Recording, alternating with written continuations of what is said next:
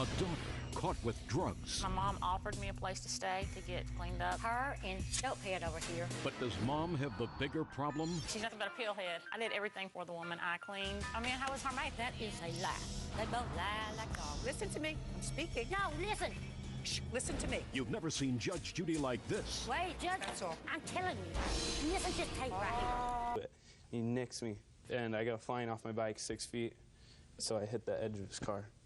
Can I see the police report? Somebody has a police report. I've got the police report. I'd like to see it, please.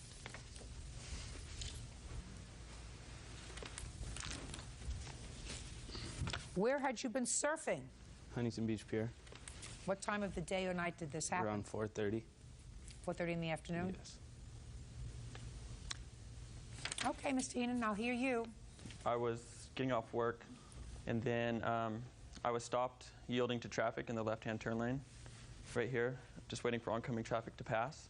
I proceeded to turn left, and then I didn't see Sean until he struck my vehicle on the right-hand side. And his vehicle had the right-of-way because he was going straight, right? Correct. I mean, this was an accident. It was an accident. Take your hands out of your pockets. Oh, It's an accident. It's not an on purpose. It's an accident. Yes. So what kind of damages did you have, Mr. Oates? My bike was bent. Like, you can't even replace the frame because it's bent. Okay. And my surfboard was damaged. My wetsuit was damaged in a place in the back of the shoulder right here. And to sew that up, it's in a seam with so much movement, it'll just break again. My scar, I have a scar right there from the damage. And my ankle was hurt for a few days because I landed. I was barefooted. And that's it. Altogether, it was a terrible accident. Yeah. Show me where you were when you first saw the defendant's car. Well, this is a hill coming down here. I was right about probably where this red. And show me where the defendant's car was. It was right here. And did you watch it? I watched it come.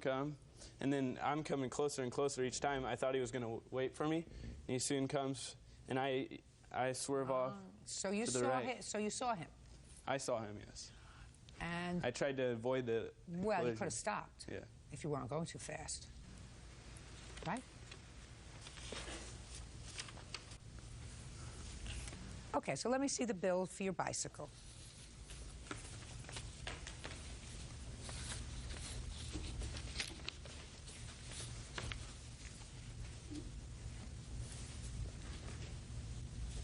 So you need a new bicycle? Yep. Because it says it can't be fixed. What else? My surfboard, it was damaged on the tail. It's a wetsuit. In my wetsuit, I have.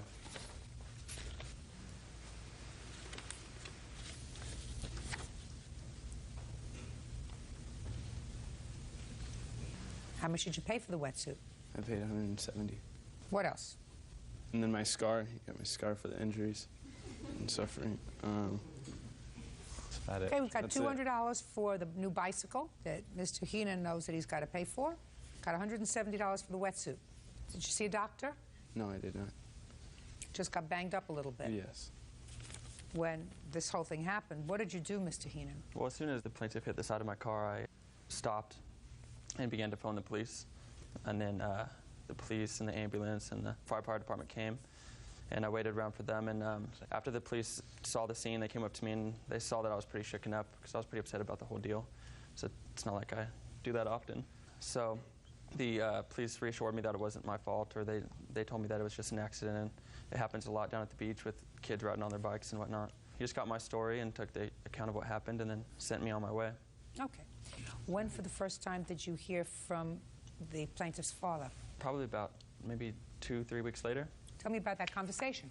Well, the first conversation was him asking for pretty much an exorbitant amount of money, which to me was like, it was like $800, because he said his son was like a semi-professional surfer and he had an expensive wetsuit, and his classic Schwinn was like $600 or something like that.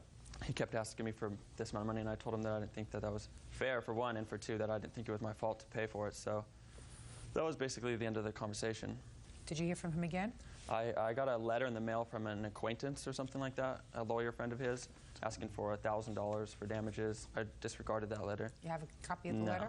You have a I copy of the do. letter? I'd like to see it, please.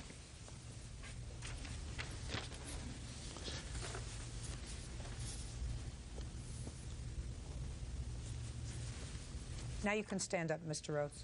In this letter, this lawyer friend of yours indicates that the matter can be put to rest for $1,000 to replace the bicycle and compensate Sean for his injuries. So can you explain to me, sir, how come you're suing for almost $5,000?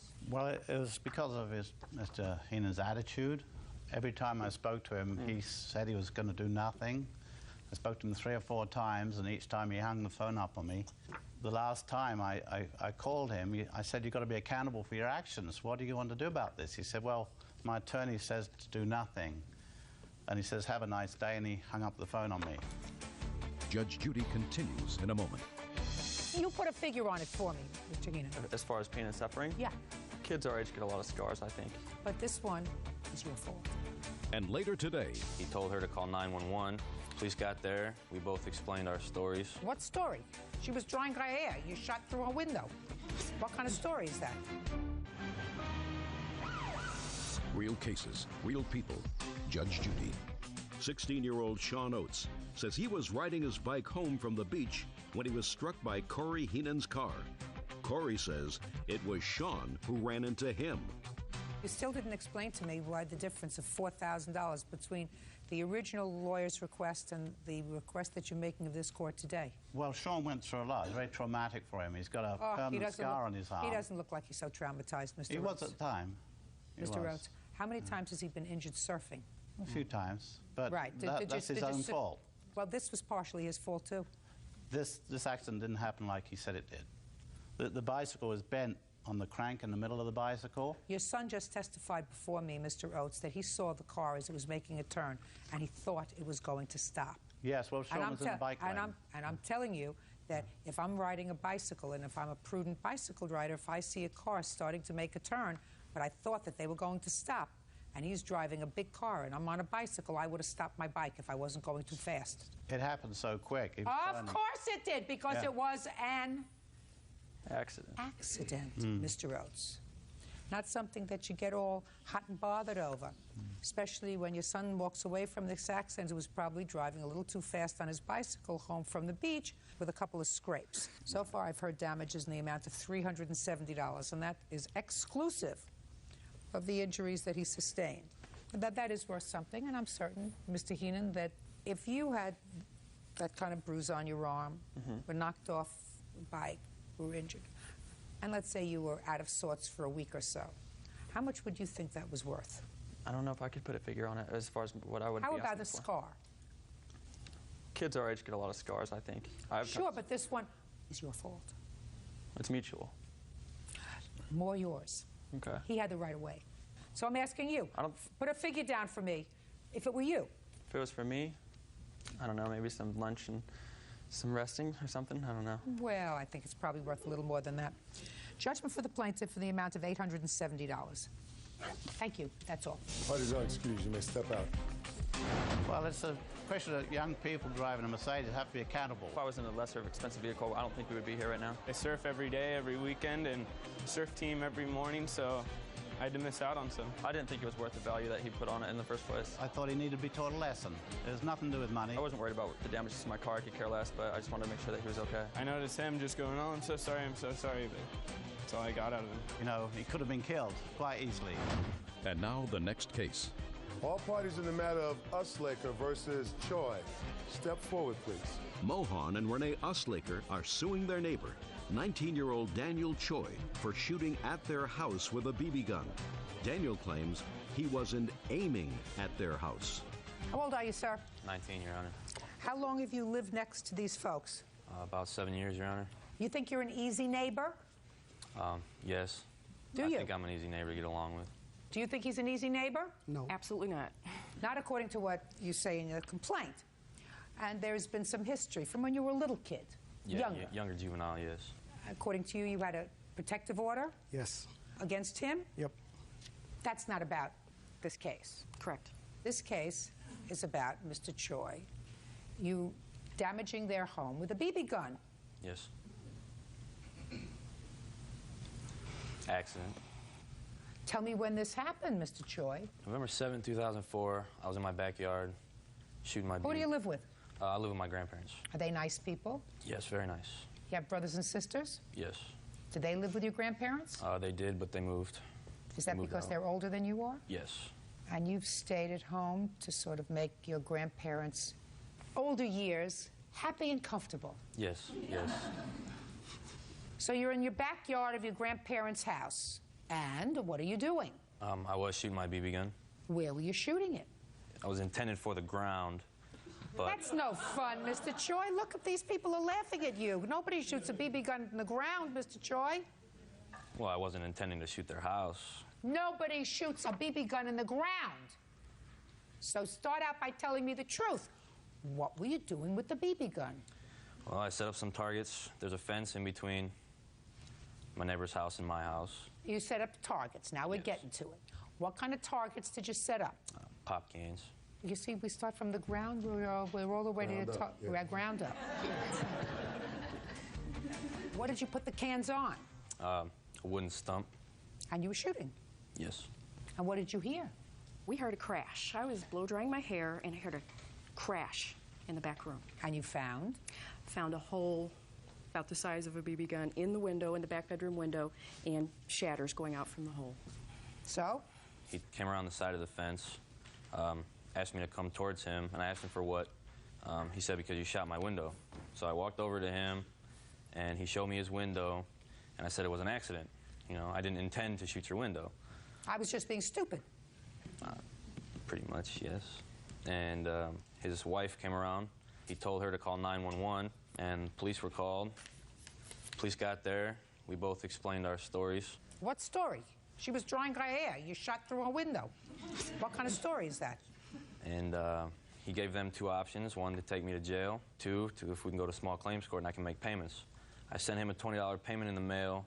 It got returned to me in this envelope. And next thing I know, I'm getting a settlement in the mail for $3,000. Go ahead. Well, we never did receive payment from Mr. Choi. We never received any kind of envelope from Mr. Choi. Can I see what you say that you sent, sir? No, the whole thing. The whole All together now. This is actually a bill also that came in the envelope.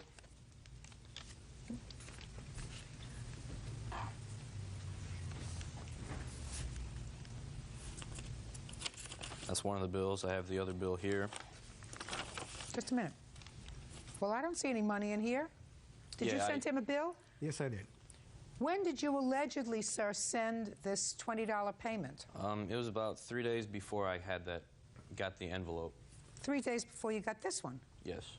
I sent it in the mail to his house by U.S. mail because the first one I got said send it by, like, a cashier's check by the mail, by U.S. So let mail. me see the cashier's check.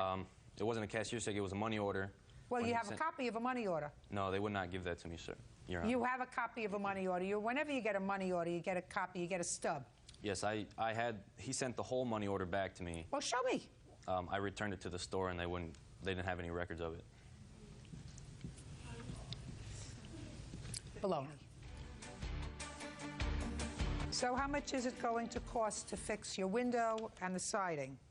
The total estimate is $200. Well, you're suing him for a lot more than $200. Tell me why. Absolutely. We've had a long history, who I'll refer to as this young man, but he was a juvenile delinquent since we moved in 1996. So you're suing him for your stress? I'm sorry, I misspoke. Punitive damages is what we're suing for, to try to teach him a lesson.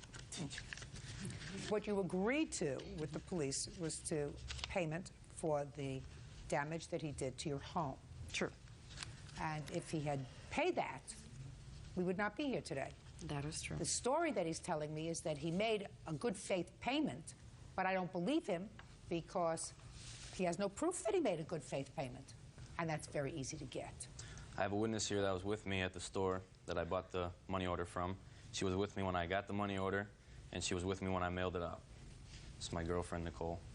If you were to stand up here, Nicole, that's what you would tell. I didn't ask you to stand up. I said if you were to stand up here, that's what you would tell me, right? Baloney. And why would you make a $20 payment? It's the only money I had at the time, Your Honor. Why? Well, I was working, and I quit my job. Why? So I was unemployed. Why would you quit your job? Well, my grandparents, my grandfather is not in good health. My grandma can't really watch over him, so I have to watch over my grandfather. In between acting like a jerk? Yes, Your Honor. Yeah, right. Mr. Choi, You take your girlfriend out? No, Your Honor. You mean you just hang around with her? Yes. When? Just about every day. Where? My house and her house. When you're at her house, get a job. See, when you're at her house, you're not helping out your grandmother or your grandfather. You're just helping yourself out. You don't have time for a girlfriend, according to what you tell me. You're too busy taking care of your grandmother and your grandfather and getting a job so that you can pay off your debts and responsibilities, not hanging out with Nicole. You got me? Sure. Yeah, right. Judgment for the plaintiff in the amount of $200. That's all. Step out. What is our excuse? You may step out. He tells us that he'll pay us. He tells us that he'll be right. He shakes our hands and acts good in front, and then the next few days, something else bad happens. I'm a good person to get along with. If they get along with me, I'll get along with them just fine. He also just plays loud music and damages our fence all the time, and besides the BB gun damage. Well, everybody plays music. It just depends on what they like. He'll dump garbage on our property. He'll shout curse words. I like rap. They like what they like. If I can buy him a one-way ticket to the moon, I would do it today.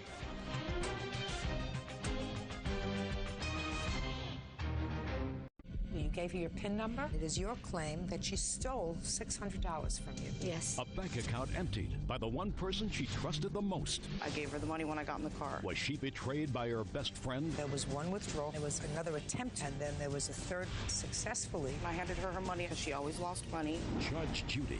Why would Yeah, this is case number 106 on the calendar in the matter of Barrios versus Duquette.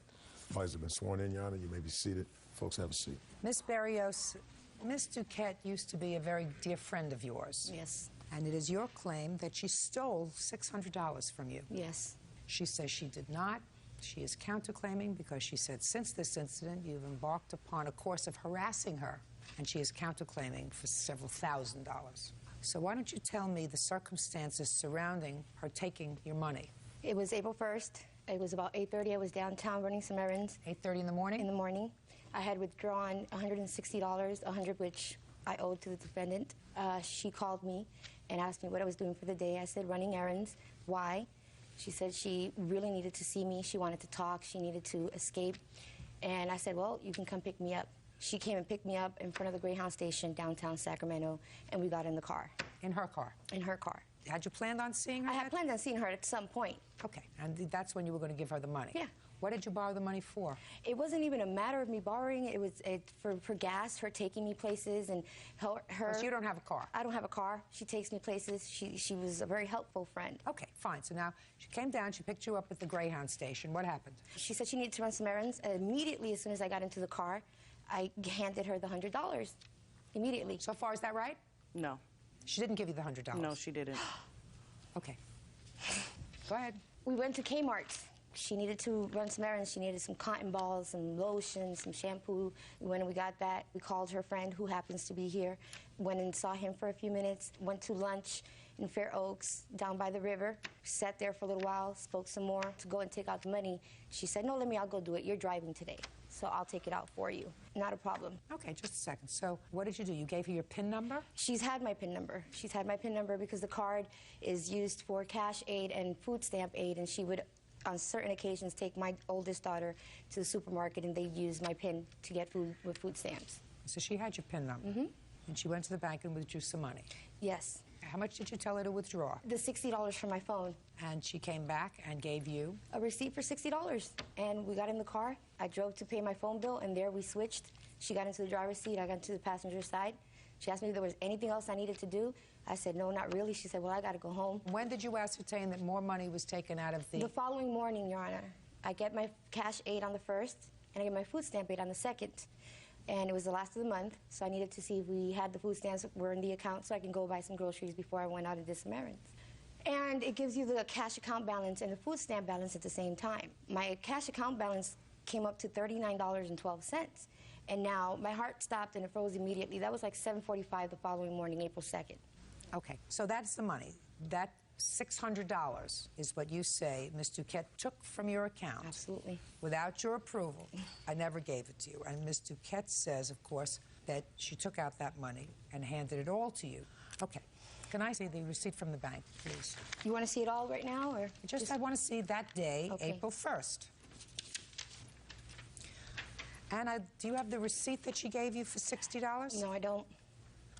I'd like to make a note. You see that there's three transactions, 60, 0, and 600. The one for 0, she had tried to withdraw $700. Doesn't say that here. Well, it's certainly clear that on the 1st of April, there was one withdrawal for $60, and then there was another attempt to withdraw some money, and then there was a third attempt successfully within a minute, and $600 was taken out. Okay, now I'll hear you. On that morning, I did pick her up. What happened was she owed me $50. She gave me $100 out of the $660 that I withdrew. That day, I had not known her ATM PIN code. Whenever I took her kids to the store, they had cash. I never knew the PIN number. She gave it to me that morning. I pulled the money out. I gave her the money when I got in the car. Okay, so you acknowledge that you took out the money? Yes. And it is your claim that you gave her the money? Yes, I did. Could you explain to me why there were 3 separate attempts to take out money? Because she originally wanted me to pull out $700. Yes. So I took the 60 out. She wanted to keep her transactions separate. She said make 2 transactions because she always lost money. That day she had just lost her ATM card. I had to take her back to the bank because she left it in the ATM machine. I still don't understand, Ms. Duquette, why if she asked you to take out $700, you withdrew 60, and then a minute later you tried to withdraw another amount of money, and then a minute later you withdrew $600. Shh. That money was not an issue because she gave me money all the time. Oh, no, listen, you're not listening to me, madam. You just testified that she wanted you to take out $700. Yes. Why didn't you take out the $700? She wanted me to take out 60 separate, 700 separate. It would not let me take out 700. That is why I end up taking out 600. So what kind of a discussion did you have when you got back into the car? She counted her money. She gave me $100. We went to the store, drove around for a little while, and I took her home. Just a second. And that's all that happened? Yes. You mean she didn't say to you, I asked you to take out $700, and you said to her, I tried to take out $700, but I couldn't because the bank wouldn't let me take out the $700? Well, as soon as I got in the car and I handed her her money and her receipts, I said it wouldn't let me take out $600. Well, you so left this that is what out. You got. Miss Duquette, you left that out, madam. We're in a courtroom situation. I have to decide which of you 2 ladies is telling me the truth. Whether Miss Berrios, who missing a few screws by giving somebody their PIN number. I wouldn't give my kids one of my PIN numbers. For sure I wouldn't give one of my kids my PIN number. You have children? Oh, you know I do. Anybody ever get your PIN number?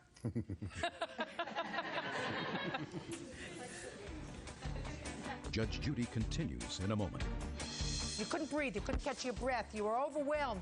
You realized that I don't expect to hear from you, so keep your mouth shut. And later today, You didn't turn anybody away because her daughter was there? No, I didn't. So what are you suing her for? Why are you wasting your time? real cases, real people. Judge Judy. Christine Barrow says former friend Nicole Duquette stole money from her bank account. Nicole is denying the charge. Now, I read your complaint very carefully. You confronted her about this the next day. Tell me what happened. Tell me what happened when you confronted her, Ms. Berrios. Okay, that morning I called to see if my food stamps were available. You told me all of that. Okay. You got that. You couldn't breathe. You couldn't catch your breath. You were overwhelmed. You realized that you had $30 left in your account and the other money was gone and you didn't have it. Absolutely. So you picked up the phone and you called her. I picked up the phone at 9:30 and called her. And I said, Nicole, tell me that you took out the money because you were afraid that I was going to spend it for the rent. In that case, I can just go pick it up, put it in a money order, and come pay my rent. And she's like, what are you talking about? I'm like, what do you mean, what am I talking about? You took out money yesterday that you weren't supposed to, and I'm hoping and praying that it was for that purpose only, because she's always been a good friend. And she said, I don't know what you're talking about. Shh. I'm going to get to you. Okay. Go ahead. So she got on the phone. I asked her, after I said, no, I have the proof. You made 3 transactions at the bank while I was sitting in the car in the driver's seat. I've already got the times, the amounts. I need to know where my money is. That's my rent money. And she says, oh, well, you know, I thought I'd have it back to you by tonight. I said, well, do you mind? I said, do you mind if I know what you took the money for? I mean, that's none of your business. And I said, well, Nicole, what's going to happen? She goes, I'm going to have the money for you before you have to pay the rent. I said, Nicole, it's the 2nd of the month. My rent is due on the 5th. It's $832. You just took 3/4 of my rent money. So what happened? She said, I'll call you later. I'm at work. Did not hear from her that afternoon. Called once, they told me she had left early. I don't call her home phone because of her companion, her partner. Don't want any trouble. That Monday, I called her at work. I didn't get to speak to her until later on that afternoon, and all she said, I gotta go, I gotta go. The next day, which is Tuesday, she left me a voicemail, which has since erased. It said, I'm at my friend's house. He's gonna loan me $1,000 so I can give you your money. I'll be at the house. Listen to me. Voicemails shouldn't get erased if they acknowledge a debt. I know. I didn't know. I didn't know how to say it. So then listen to me. Don't repeat it to me. Okay. Well, that afternoon she says, well, my friend didn't come through for me. I'm going to see if I can go sell my car rims. Okay. And is what you're telling me that these conversations never took place? Never. Okay.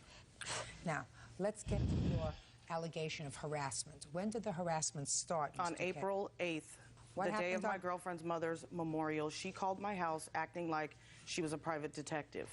Okay. It was a man that called, which sounded like a young man, according to her, who answered the phone. So you didn't take this conversation? No. Somebody else did. Step up. Tell me your name. Esther Henry. All right, Miss Henry, you took a telephone call on the 8th of April. Yes, I took several telephone calls. Did you make any phone calls April 8th? Nope, not to her house phone. Absolutely not. Okay. Did you know who had made those phone calls? At first, I didn't. It was the day of my mom's memorial. Okay, so you don't know who did. At first. Just for my own information, what did the person say? Okay, on the first call, it was a younger voice, but kind of disguised, and he said, I'm detective from the police department. Is Nicole here? So I'm like, no, she's not here. Can I take a message? And he said no, and then he hung up. Then he called back. Different voice this time. And in the background is F this, F that. Is Nicole there? Is Nicole there? No, she's not.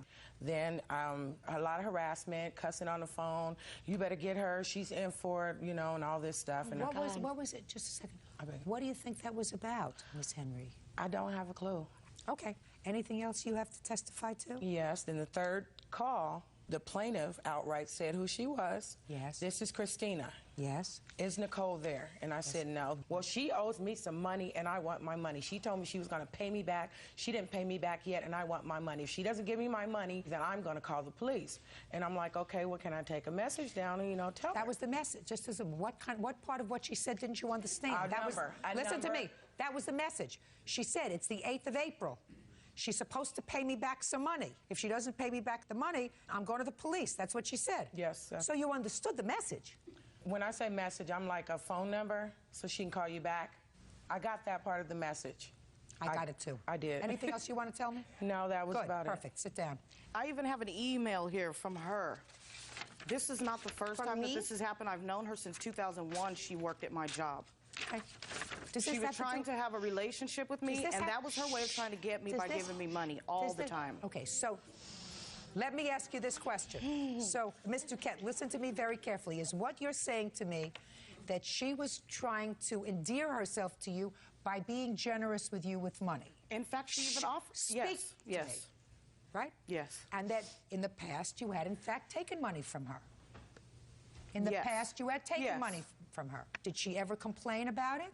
No, because I always did something just a for second. her.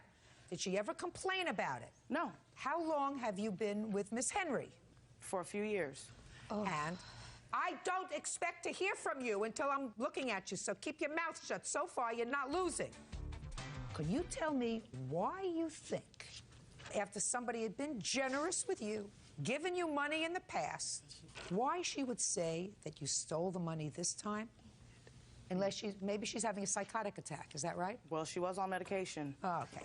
I don't buy it, Mr. Duquette. I think you took the money and you thought maybe you could get it back to her, or you thought this is somebody who really had a thing for you and you would get away with it. You took the money out of her account and you did not give it to her. Judgment for the plaintiff in the amount of $600. That's all. Your counterclaims. Thank you, Your Honor. Parties are excused. You may step out. I'm excited because she was trying to come in here with an ammunition of false information. A lot of the reasons why I got money from her was because I did favors for her. I trusted her. Now all of a sudden she's a scorned woman because she wanted something that she couldn't have. She bonded with all 4 of my children, and she's nothing but a liar. I helped her get a backbone. She always said, you know what? Be a woman about yourself. Being a woman about myself now, aren't I? And now the next case. All parties in the matter of Powell versus Meth Forest. Step forward, please. Child care provider LaWandria Powell is suing her former client, teacher Betty Meffors for unpaid babysitting fees. Betty claims Lawandria coerced her 14-year-old daughter into signing a contract. Ms. Powell, you are a child care provider, and according to you, the defendant owes you some money for taking care of her child. Yes. The defendant says she paid you what was agreed, not a penny more. How long have you been a child care provider? I received my license on January 5th of this year. And you take care of children in your home or outside? In my home. How many children? I'm licensed to take care of 8. What age group? Newborn to 12. How many people work for you? Just myself. You can take care of 8 children by yourself in your house? No, I never have 8 all at one time. The majority of the kids that I keep are in school, so they're in and out. When were you contacted by the defendant?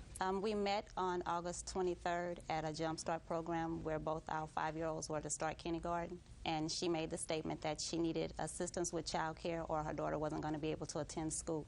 And I was sitting in front of her. I turned around and told her that I am a licensed provider, and I gave her one of my pens with my information on it. You have a 5-year-old? Yes. Boy or girl? Girl. Did there come a time when Ms. Meffors? Yes. Brought her daughter to your facility? Yes. When was that? That same day. We made arrangements for her to come around 11:30 of that day. When did you start your program? Not until September the 13th, when the older kids were going back to school. Did she sign a contract? Yes, she did. I'd like to see it, please. Do you want all of the paperwork or just the contract? Just the contract.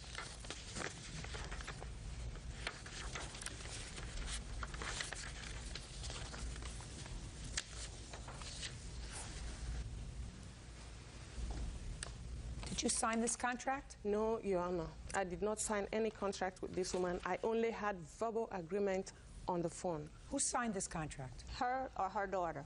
But it was her that was supposed to have signed it because she gave me the paperwork. Who signed this, you or your mother? I did, Your Honor. Stand up. When did you sign it? I signed this today, the first day when my sister first started. Your sister's first day? Yeah. Your daughter was there for 4 days, and you paid her $50. Yes. And you say she should have paid you $65 for the 4 days. My contract states $65. She asked me, could she pay me $50? Just a minute. So you told her she could pay you $50? Yes. Fine. And she paid you $50? She paid me $50. So why are you here? What do you want? In my contract, it states that she's to pay me the first and last week. How many children did you have in your facility on September 13th? Just her daughter at that time. The reason you want first and last and 2 weeks' notice is because you say in this contract, and you're not sure who signed this contract, that space is limited, and in order to ensure that you don't turn somebody else away, you have to give notice. Yes. But you didn't have anybody else there. You didn't turn anybody away because her daughter was there? No, I didn't. So what are you suing her for? Why are you wasting your time? Because my contract states that she has to pay first and last. Madam, you have no written contract with her because you don't know who signed this contract. You have, at best, an oral contract. My understanding was that she signed the contract. She never told me that her daughter didn't sign. You babysat for 4 days. You got paid for 4 days. There's no reason for you to be here. You should spend your time and devote your time to your business, not for suing people. Goodbye. All these are excused. You may step out. Judge Judy is perfectly right. She is very, very intelligent. This lady needs to get a job. She is so desperate, she can do anything for money. And she is a disgrace, a complete disgrace to whatever she is supposed to be representing. Someone like her, she needs to be exposed.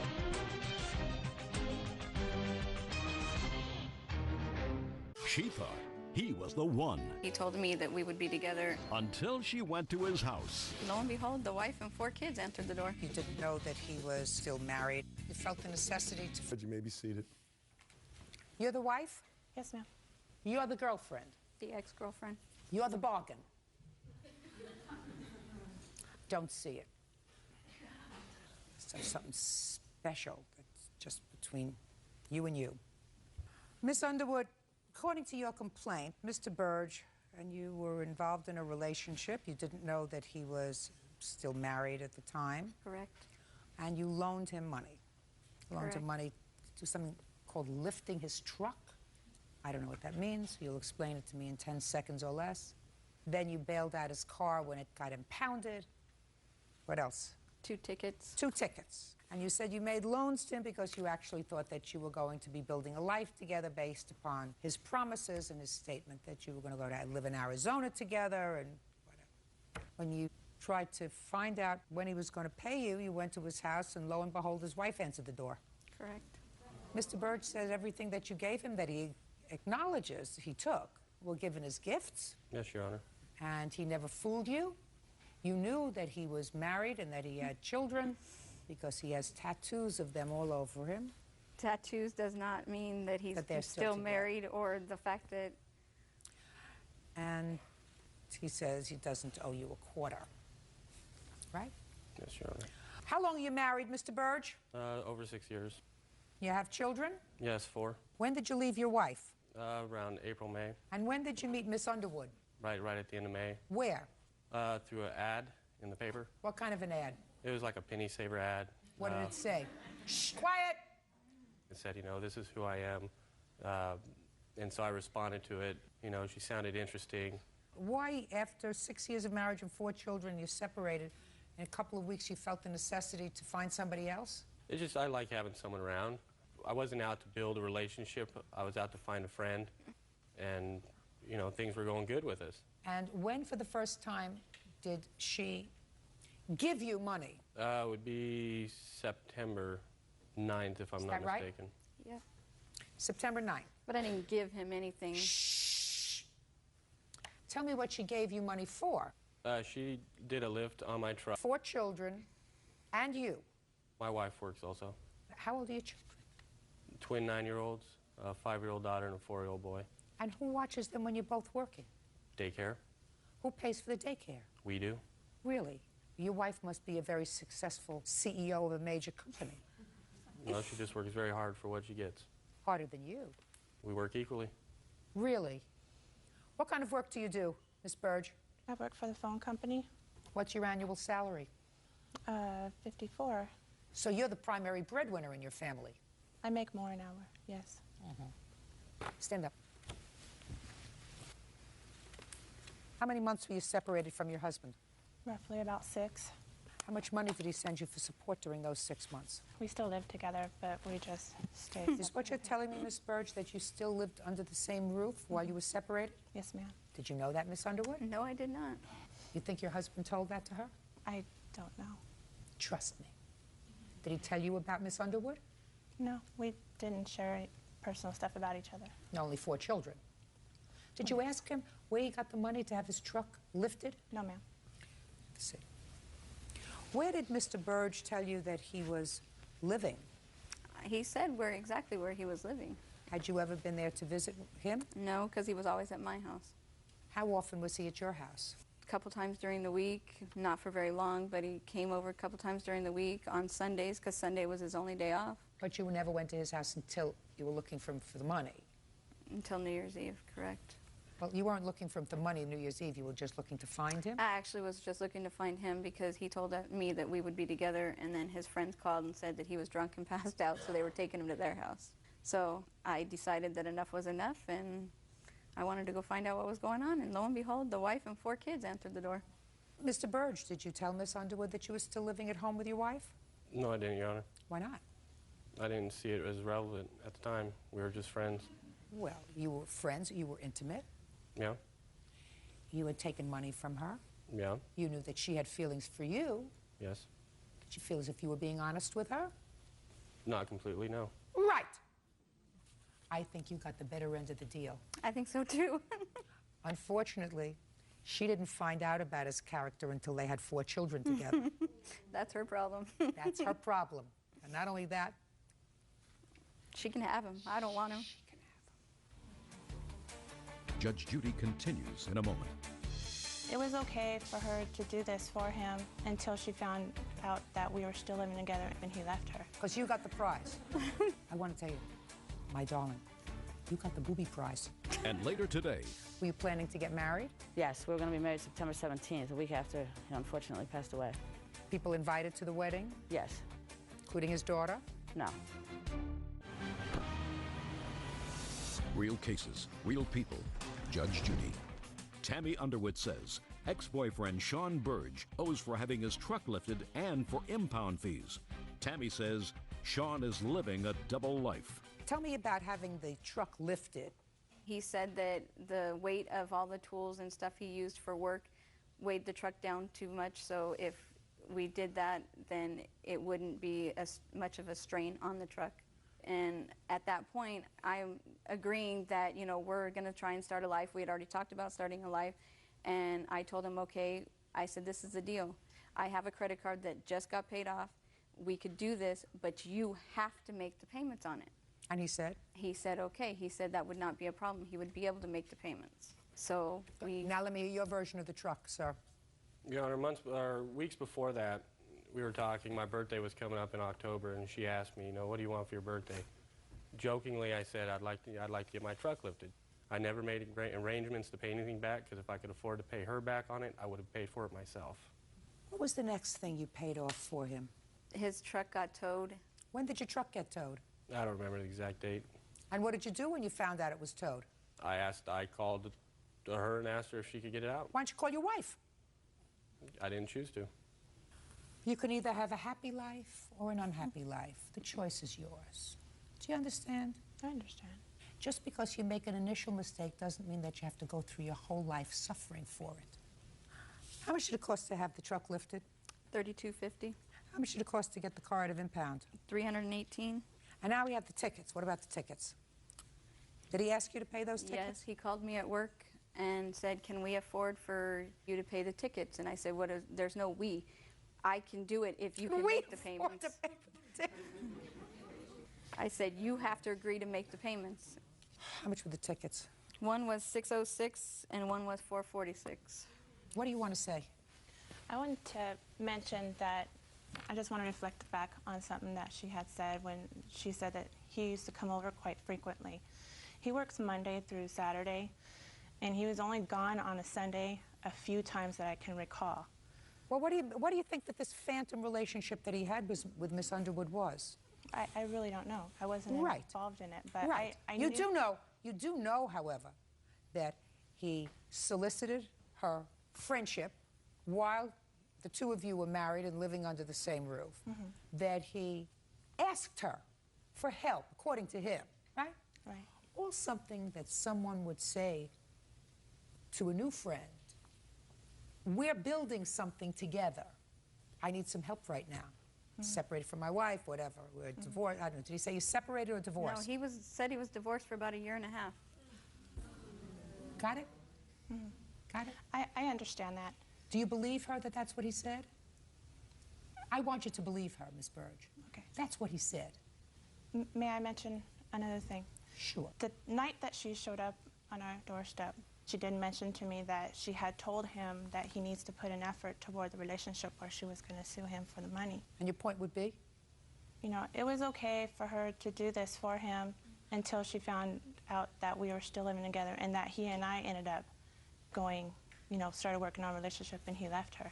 Because you got the prize. Is that right? Because you got the prize? And she didn't. And she didn't.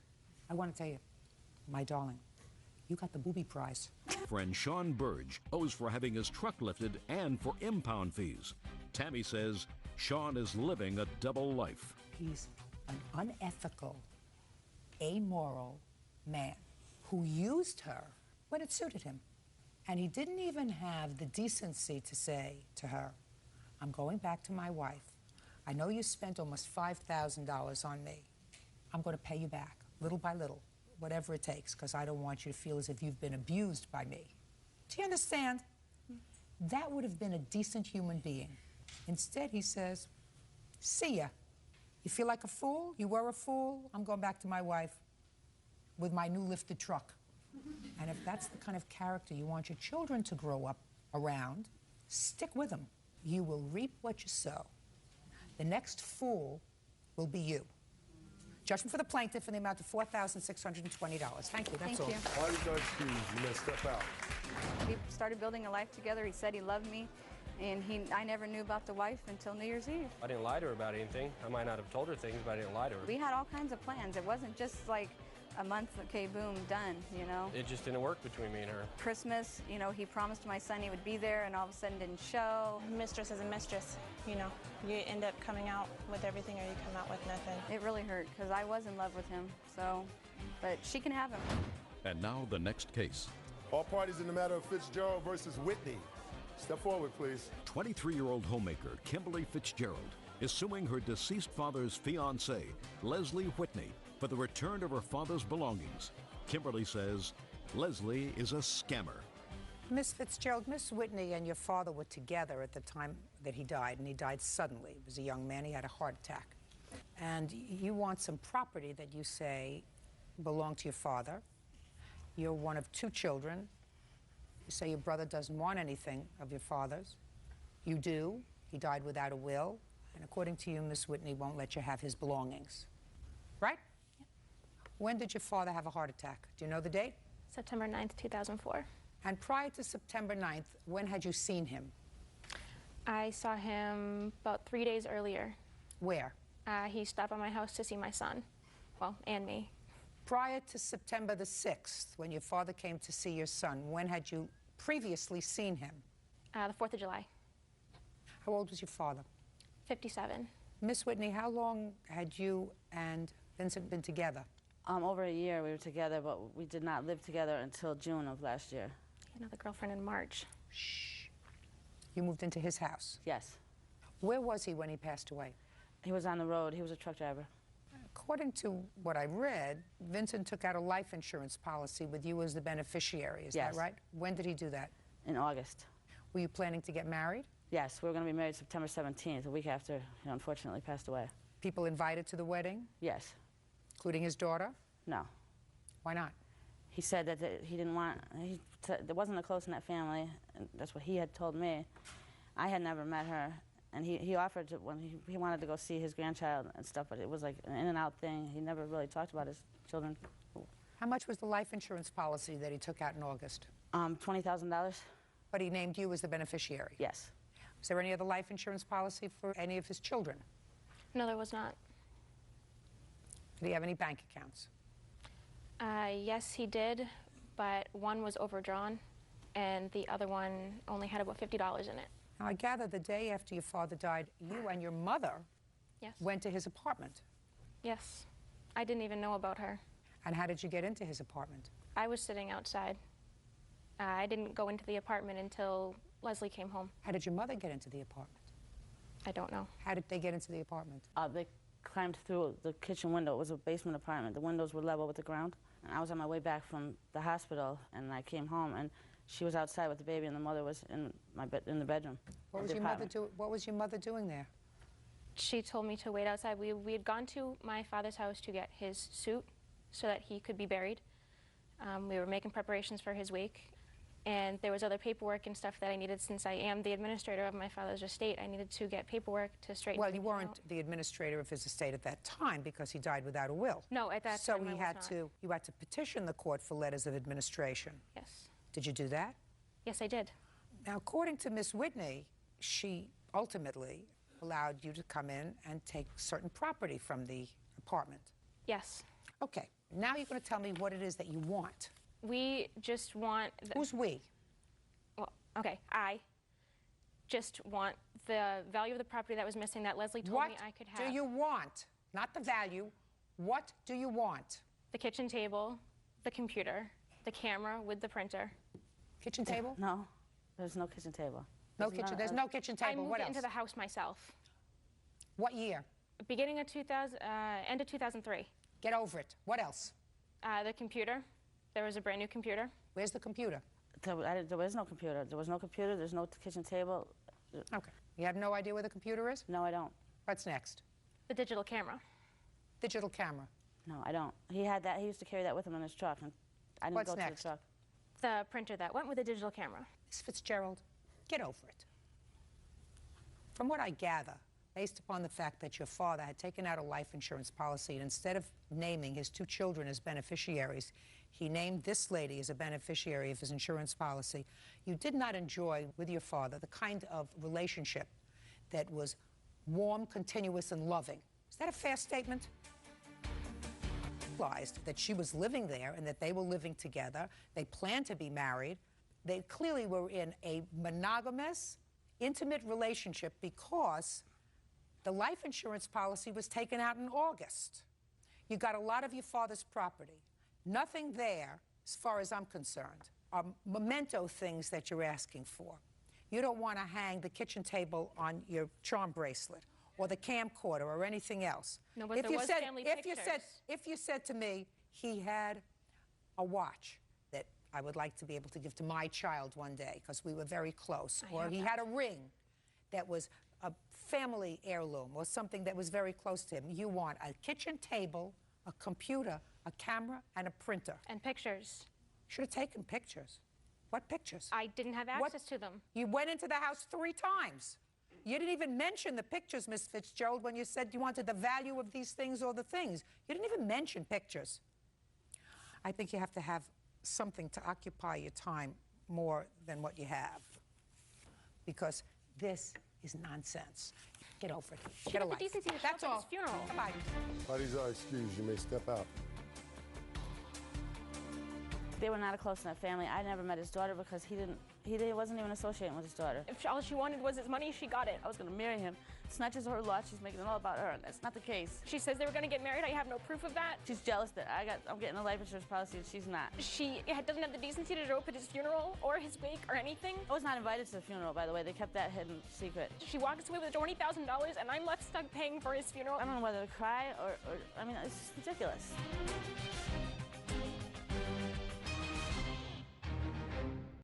Both of them put needles in your laundry, which got into your baby's pajamas. What really happened to their child? There were scratches. We have pictures to document that. Actually, it was... The defendants caused injury to the baby. Not necessarily, but... Not necessarily. Let me see the pictures. Judge Judy. I'm tense, according to what I read in your complaint. The other 3 apartments or condos were occupied by owners. Right. And it is your claim that the defendants did several things. First, they told untruths to the cooperative association and therefore your landlord. Yes. Causing you to be evicted. Yes. And next, you allege that the defendants, one or both of them, put needles in your laundry, which got into your baby's pajamas, which caused injury to the baby. But... Shh, shh. And you want to be compensated. Yes, ma'am. I assume that they did not put any needles in your laundry on purpose. If needles got into the laundry because Mrs. Schultz is a diabetic, yes, does use needles. No. Doesn't use needles. No. Okay, interesting. And in addition, that whatever statements they made to the landlord, your landlord, were true, and if you were evicted, it was because of your own conduct. That's their defense. I just want to check something. Well, I'm reading your answer, Mr. Schultz, and your answer says, my wife is diabetic, and when the plaintiff's husband brought the lancets to me... There's a difference between lancets and needles. Oh, okay, lancets. Okay, yes. So I used the wrong word. Used Lancets. Lancets. When plaintiff's husband brought lancets to me, he said he found them in the washer. My wife is diabetic, but they did not look like the lancets my wife used. So we're using a different term. Right, Needles, right. Well, there lancets. is a difference between lancets and needles. Okay. When did you move in, Mrs. Bishop, with your family? August of '03. And how many members were there in your family? 3, myself, my husband, and my baby. How old is your baby? 1 year and 4 months. Did you have trouble with Mr. and Mrs. Schultz or any of the other neighbors when you moved in? Just the Schultz. No, the other neighbors were very kind and friendly, normal neighbors. What happened with Mr. and Mrs. Schultz? I think the first month or 2 was fine. We were friends. Well, actually, it was just... I didn't ask you anything yet. Mr. Schultz was very kind and helpful, showing us where the things were, telling us how things ran around there, like he was the That was landlord. the first month or 2? First month or 2. I understood from the neighbor in number 2, Tammy. Don't tell me anything that a neighbor told you. I understood she needed a kidney.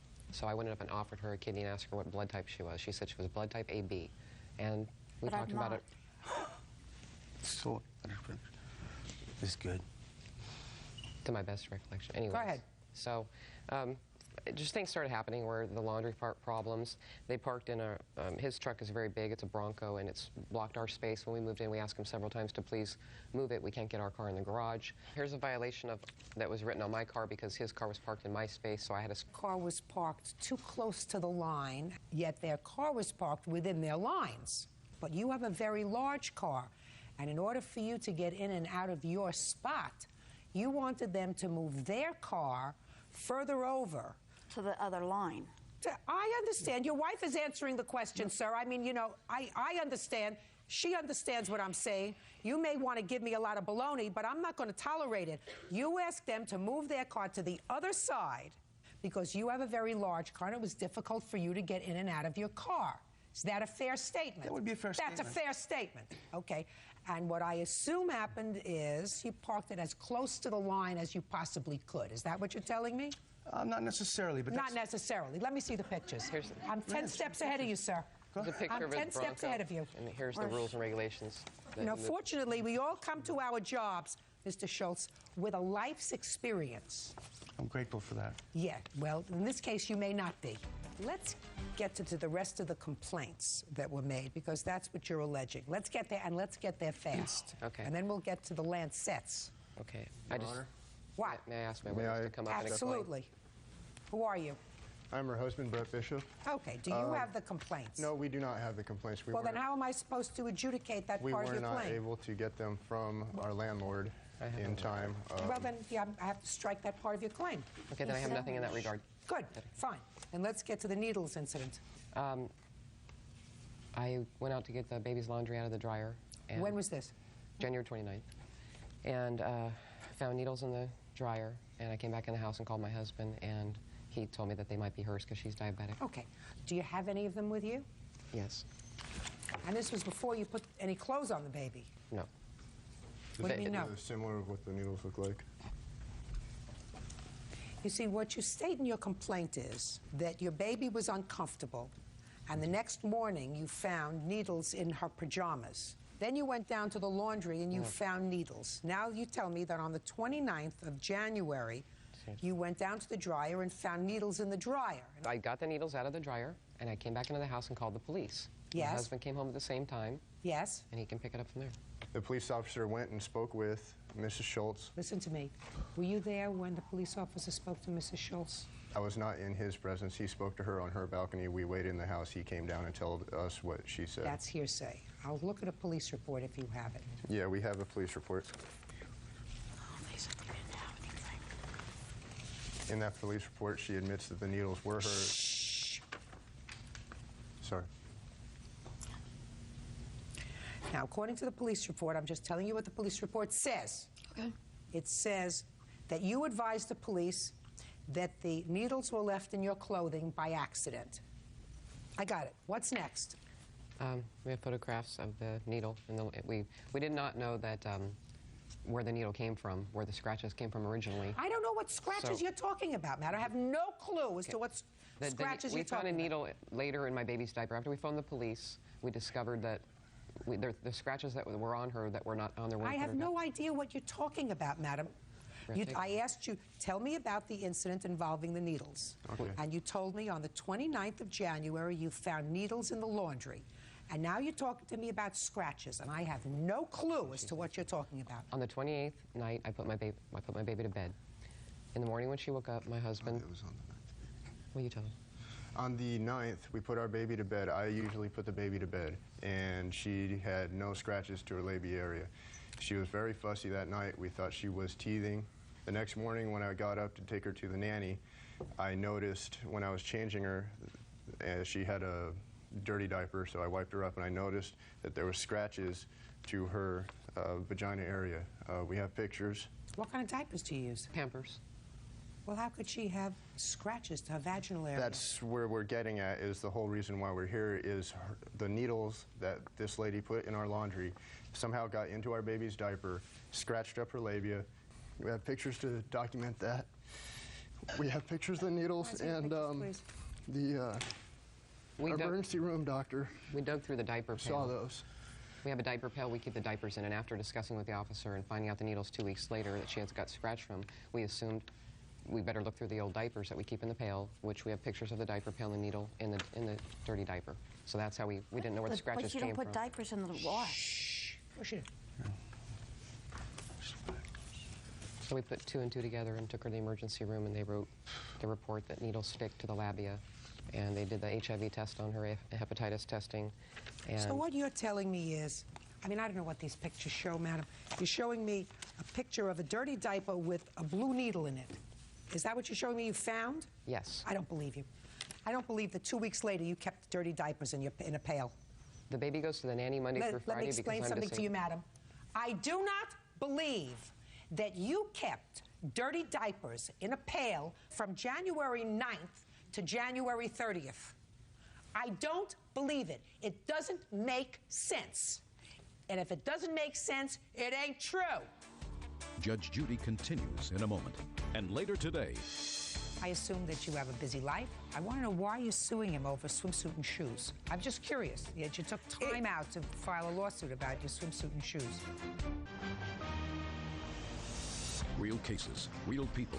Judge Judy.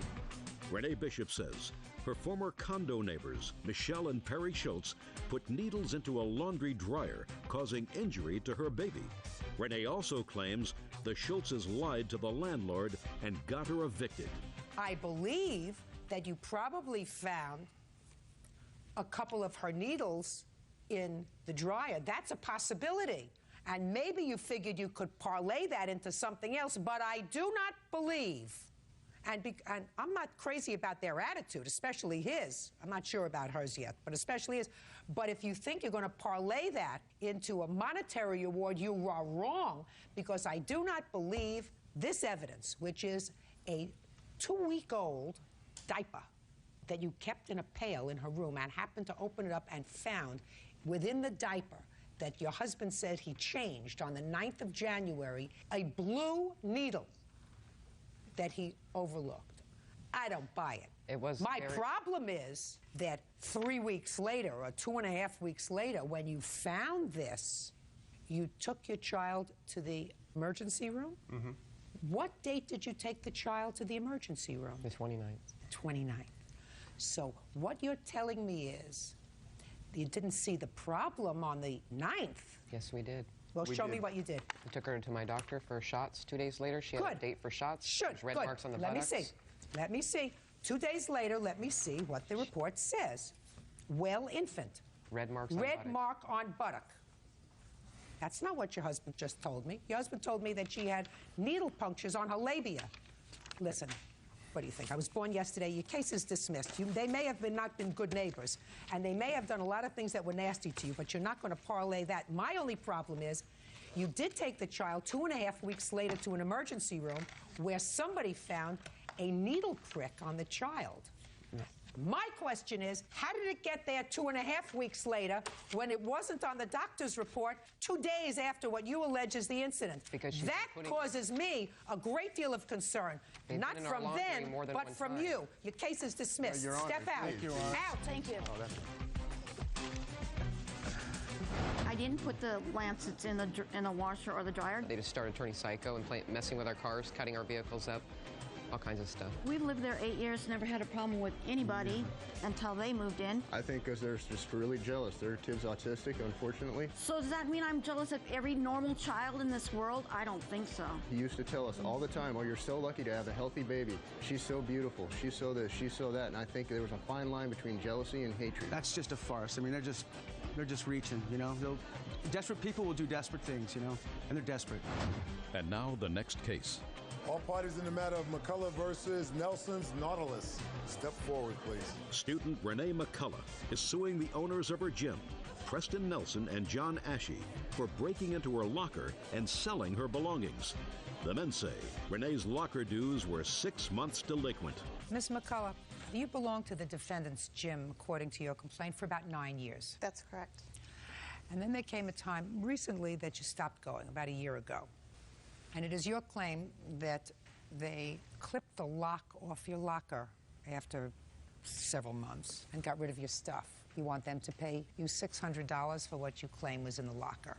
When did you first rent your locker? The first time I rented it was for a year. It was in November of 2001. And how much was the rental on the locker for that year? I paid $100. He gave me a break. I paid a year in advance. Is that right? That sounds correct. Okay, $100 for the year. It's my understanding when I paid for my year in advance that it would be included in my automatic payment out of my bank, and in the event that it wasn't, that Preston would let me know. Did you have that conversation with her? I couldn't, I would say yes, I did. We could not find any paperwork to show that, and so I don't know where it all fell short, but I have no paperwork that would show that. Typically, it was a prepaid year only. Okay. When did you stop going to the gym at all? At approximately middle of 2002. And when did you go back? The end of July of 2003. And when you went back in July of 2003, you found your locker opened? Exactly. Okay, well, you know, that's well over a year ago. What have you done the last year? After I found out my lock had been cut off, I spoke to Mr. Ashby, and he said he had to speak to his wife to find out where my belongings were. He thought that they still had them on the premises. At that time, I found out that no, they were no longer there. I left a note with Mr. Ashby concerning, you know, I had quite a bit of belongings in that locker, and that if they would pay me for my swimsuit and my shoes, I would go away. Do you work? I assume you do. I did previous to this, yes. What are you doing now? I'm going back to school. How do you support yourself? Through my husband. Oh, okay. So your family supports itself? Yes, ma'am. And you're going back to school. What I want to know is, I assume that you have a busy life. I want to know why you're suing him over swimsuit and shoes. I'm just curious. Yet you took time out to file a lawsuit about your swimsuit and shoes. It's the principle of the thing. I expect that if they run a business, that they need to comply with the laws that regulate the renting of areas. Well, but the truth of the matter is, Ms. McCullough, from what you tell me, you didn't go back to the gym for almost a year. And during that period of time, the locker was really not paid for. You assumed that it was going to be paid for. You assumed that they would notify you in the event that it wasn't paid for. Have you lived in the same place all the time? Well, what I don't understand, Mr. Nelson, quite frankly, is why couldn't you just send her a note? Drop her a note and say, listen, we're going to empty out your locker because it hasn't been paid for, and it has to be paid for. You know, you better come and get it within the next 2 weeks. Right. That really, a lot of the specifics, when Johnny came on board, the records were not well kept. We didn't have an automatic payment system in place for lockers. That was something that was discussed, but primarily it's a membership tanning health club. Okay. So what Ms. McCullough was asking for initially was $160. Is that right? That's what I have, yes. Right. That's what she said here. Originally, I told me, if you just paid me $160 for my swimsuit and sneakers, that would be fine. And she's here just for the principle of it, right? Correct. Judgment for the plaintiff in the amount of $160. That's all. Thank you. Eyes are excused. You may step out. It was fair. It was more making them accountable for what they should have stood up to the plate with before. At the time that we cleaned the lockers out, we didn't find anything of real value in any of the lockers that we cleaned out. Certainly nothing that would have merited $160 in value. I think if you own a business and you run a business, that you should comply with the laws. Judy makes good decisions. She's a competent woman, and it's probably the right decision.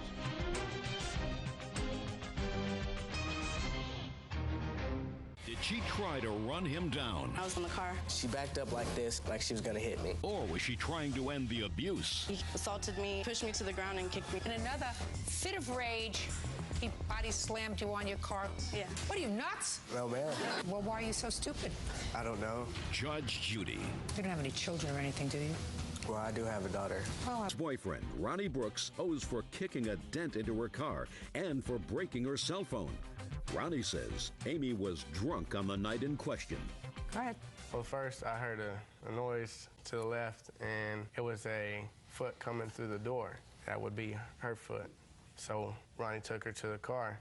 Well, like he said, she tried to run over him whenever she backed up and then came forward, and that's what I had seen. I also saw them yelling at each other, but I didn't see him hit her. He didn't hit her. No, ma'am. Because I read her complaint, and her complaint doesn't say he hit her. That was because his friends were around that time. Well, I mean, his friends weren't around him when you filled out this complaint, madam. Ma'am, she was also drunk, so, I mean, she doesn't even remember me. Oh, you kicked her car. I kicked it, yeah, but she tried to run me over. Yeah, but you kicked it on the side. He also slammed me on the hood several times. I made one dent on that car. He did only kick it once. I only kicked it one time. You kicked it once? One time. Very good, because these pictures were taken 2.5 months later, right? They were. My father took those pictures because I did not have a camera at the time. Well, that's too bad. 2.5, almost 3 months later, you don't bring pictures in of a car. Your Honor, I filed the police report later on, like a month later. I was terrified of A month later? He promised me he was going to fix my car, and I was waiting for him to fix it. I went over to his house several times. Just a second, Mr. Brooks. Yes, ma'am. I tend to believe the fact that you kicked her car, and I tend to believe the fact that she was drunk. Yes, ma'am. I believe you, because otherwise she would have filed this police report the next day if it happened the way she said it happened. She waited a month, something happened, and I don't know, we even know whether you saw each other socially during that month. Did you or did you not? Yes, ma'am. About 2 or 3 weeks afterwards, we did. Where did you go 2 or 3 weeks afterwards? She always went to my house after that happened. I have to go to his house because he doesn't have a car. You mean after this happened, you went to his house? His roommate lived with him, and I knew if there's other people around, he wouldn't. Just a second. I don't care whether his roommate was there or not. You're making this up as you're going along, Miss Jimenez. No, I'm not. Yes, you are, because if you're terrified of somebody, you don't go to their house. That's not what happens. You stay away from them, whether their roommate is there or not. I was trying to get my car fixed, Your Honor. Oh, please, give me a break, will you please?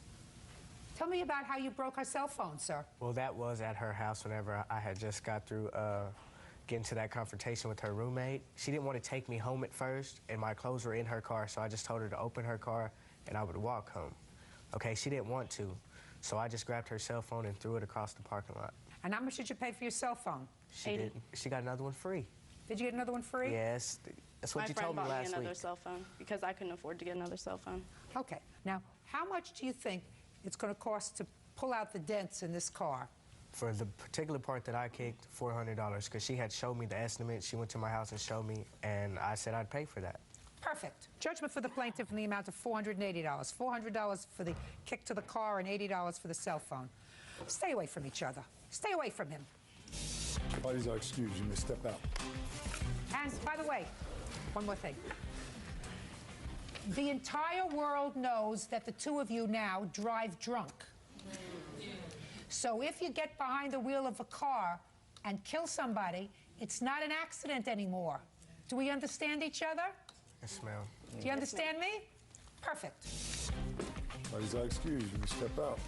My roommate told me that he thought Ronnie was using me. He didn't have a job, and she was taking him everywhere, and I told her that he was the one that was using her. Ronnie did use me. He's scum. He's very violent. No more. That's over. And now the next case.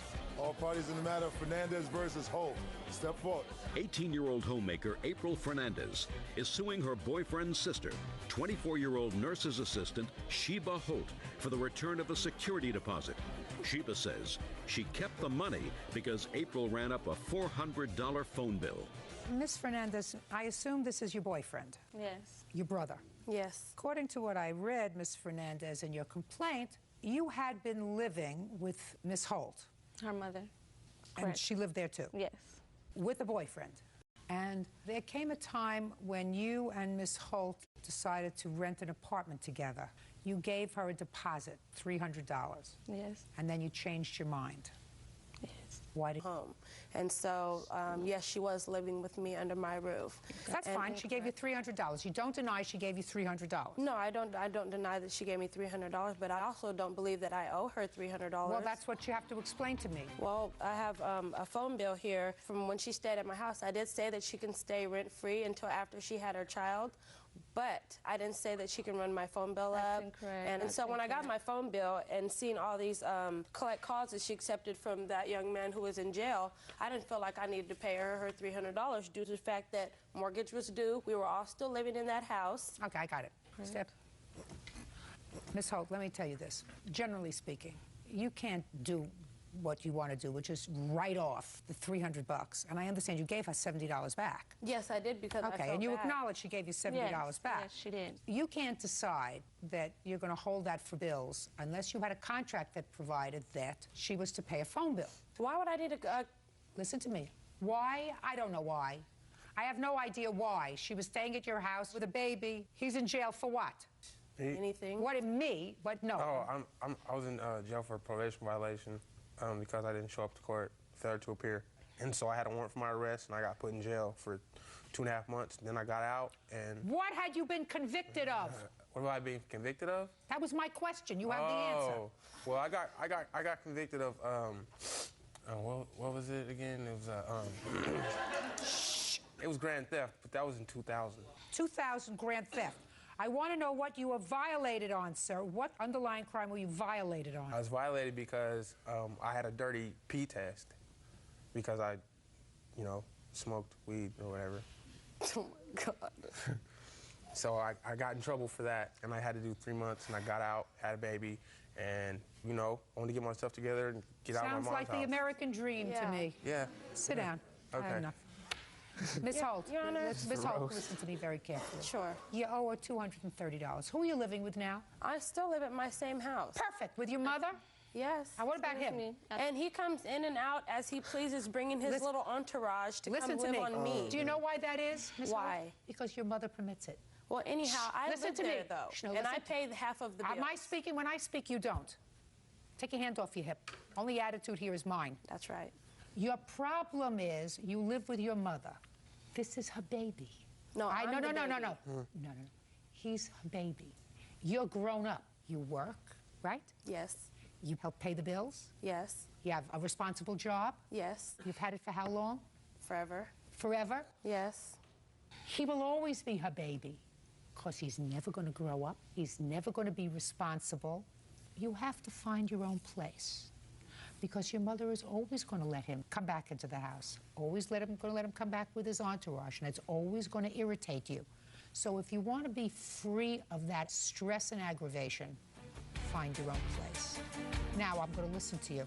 Okay, Judge, I just don't understand why she is suing me when I pulled her out of a situation where her mother, she's pregnant at 18 years old, 17, and her mother's getting ready to send her to jail pregnant, you know what I'm saying? My mother, I don't want you to interrupt her. And, all these things, and she's putting her out, and I stopped what I was doing when this fool called me from jail saying, can you rescue my broad? So I go get her, bring her to my house, you know what I'm saying? Let her live in my room, rent-free, and this is what I get.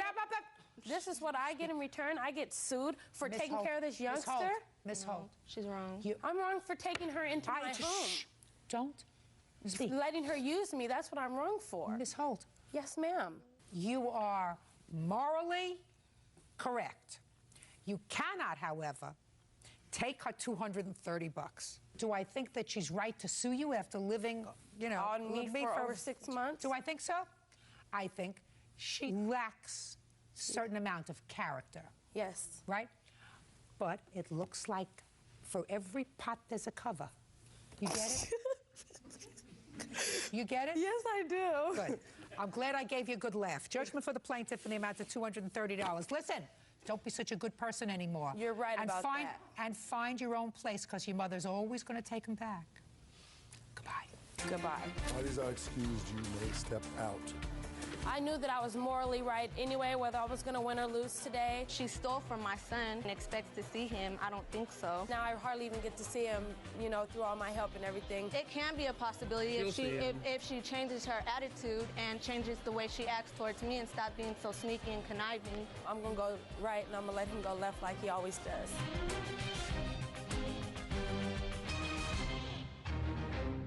This young lady assaulted you.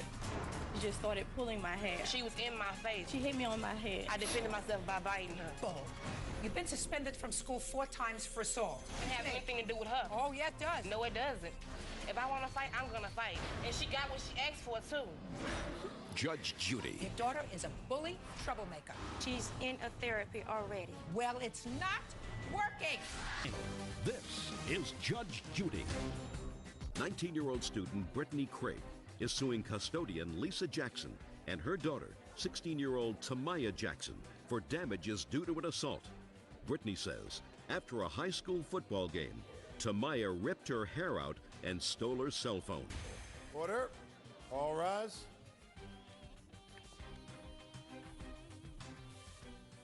That's case number 440 on the calendar in the matter of Craig versus Jackson. Parties have been sworn in. You may be seated, ladies. Have a seat. Miss Craig, it is your claim that this young lady over here assaulted you after a sporting event. When was this event?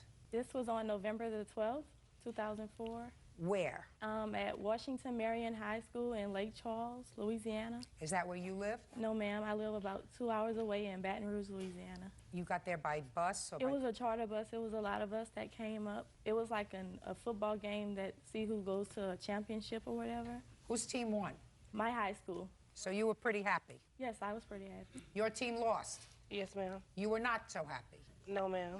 According to what I read, your brother is also on that team. Is that right? Yes, ma'am. So, Miss Craig, what happened after the game? After the game, me and my friends and a couple of us who were riding on the bus, we were walking back to the bus. My friend who was with me, she's a witness, well, she was pretty excited because her brother plays on the team. And we were all walking from out of the gate, and this lady, she comes from nowhere, and she's like, "You better get on that bus." And I turned around, and I was like, "Why are you talking to us?" And before I can finish talking, this girl hits me. Where did she hit you? She hit me on my head, and I just remember falling back like this, and she just started pulling my hair. What happened next? I can just feel her just pulling in my hair. It all went by so fast. I dropped my phone. I didn't know I had dropped it at the time. By the time I got on the bus, I decided to call the phone just to make sure it was missing and not with me at the time. And I called the phone. She picked it up, and she said, "You want to come over here and fight? This phone belongs to Lake Charles. This is not your phone anymore." What kind of injury did you suffer, Miss Craig? There wasn't any type of bruises or anything. She just pulled out my hair. Pulled out a clump of hair? A lot of hair. I have pictures to show that also. Can I see it, please? Sure.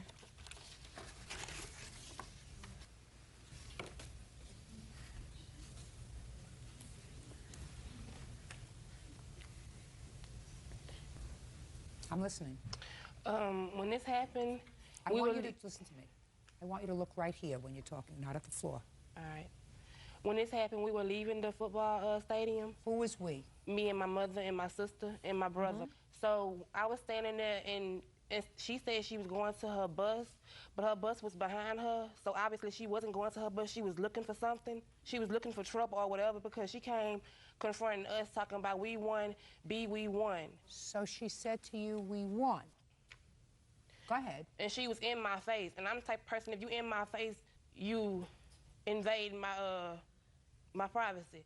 So when she was in my face, she was telling me we won, we won. So I told her to get out of my face. And when she rammed up against me, we started fighting. When I got on top of her, she started choking me. And to keep her from choking me, I defended myself by biting her. She was lying, Your Honor.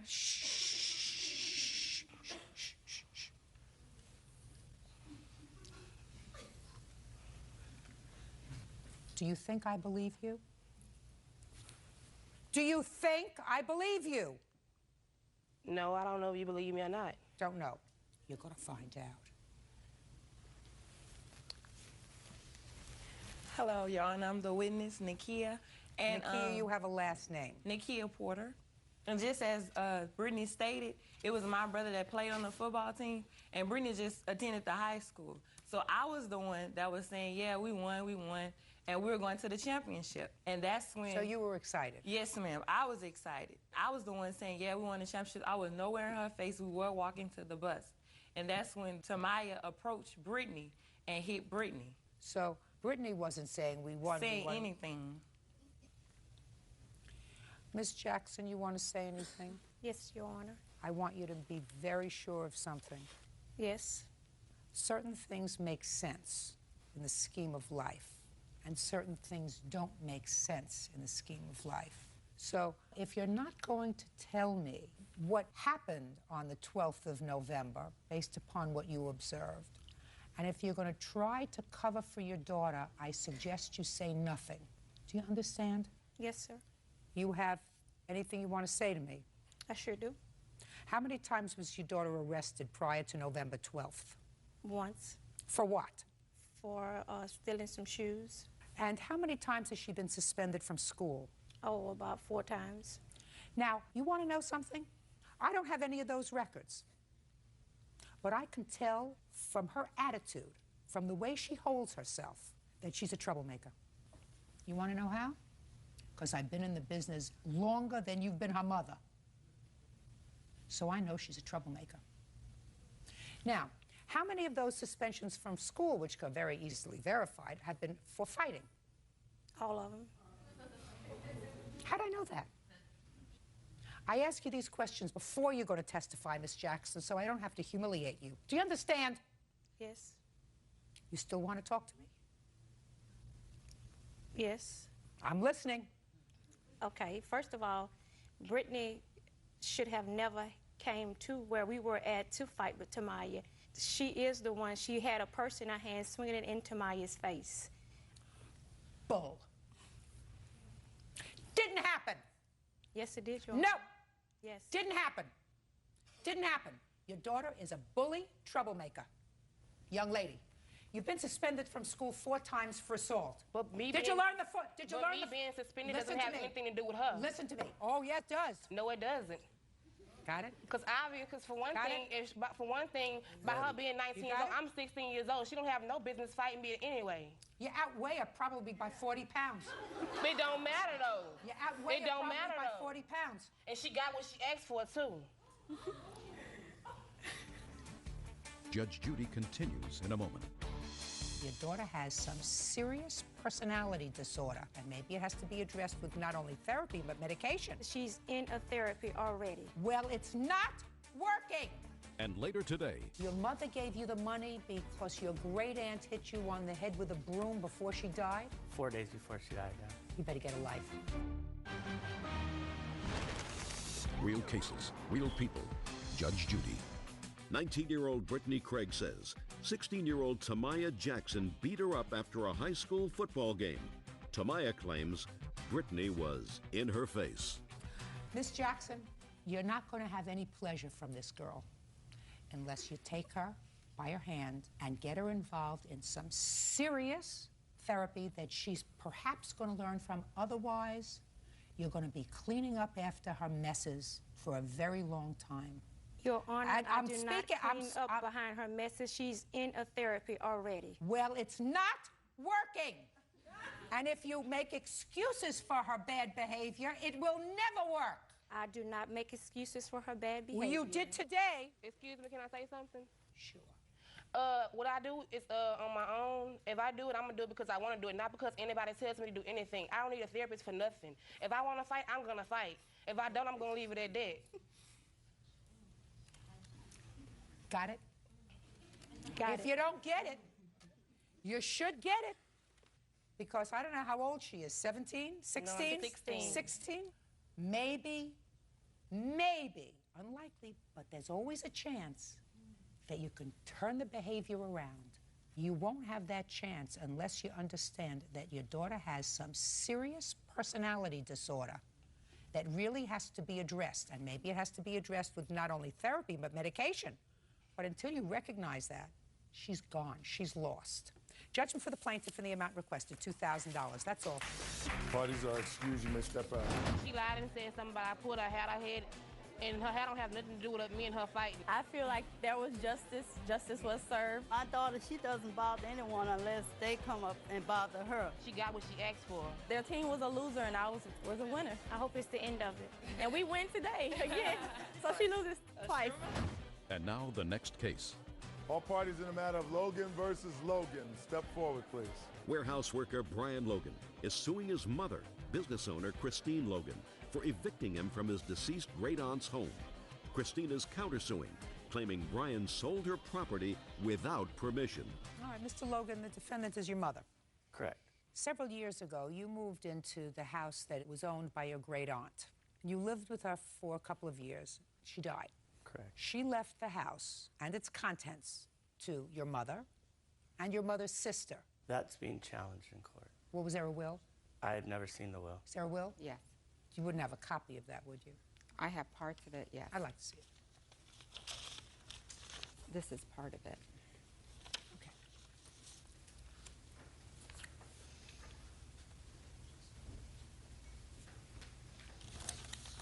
Is your son's name mentioned anywhere in this will? Nowhere.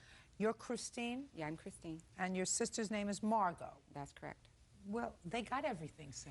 That will was made prior to me moving in with her. So what? What does that have to do with this? What It's is a it? will. Your great-aunt left everything to your Well, see, mother we're and her contesting sister. that, or challenging that. This is my cousin Michael, or actually it's her cousin, that she wasn't in full mental capacity at the time that she Oh, put get that a out. life, sir. What do you do for a living? I'm a warehouse worker. Why would you think, instead of leaving her property to her two nieces, she would leave her property to her great-nephew? I didn't say that she left it to me. I didn't claim Well, that if she doesn't, if you're not claiming that she left it to you, sir, listen to me. Your great-aunt died. Right. And your mother said to you, you know, we have to sell the house.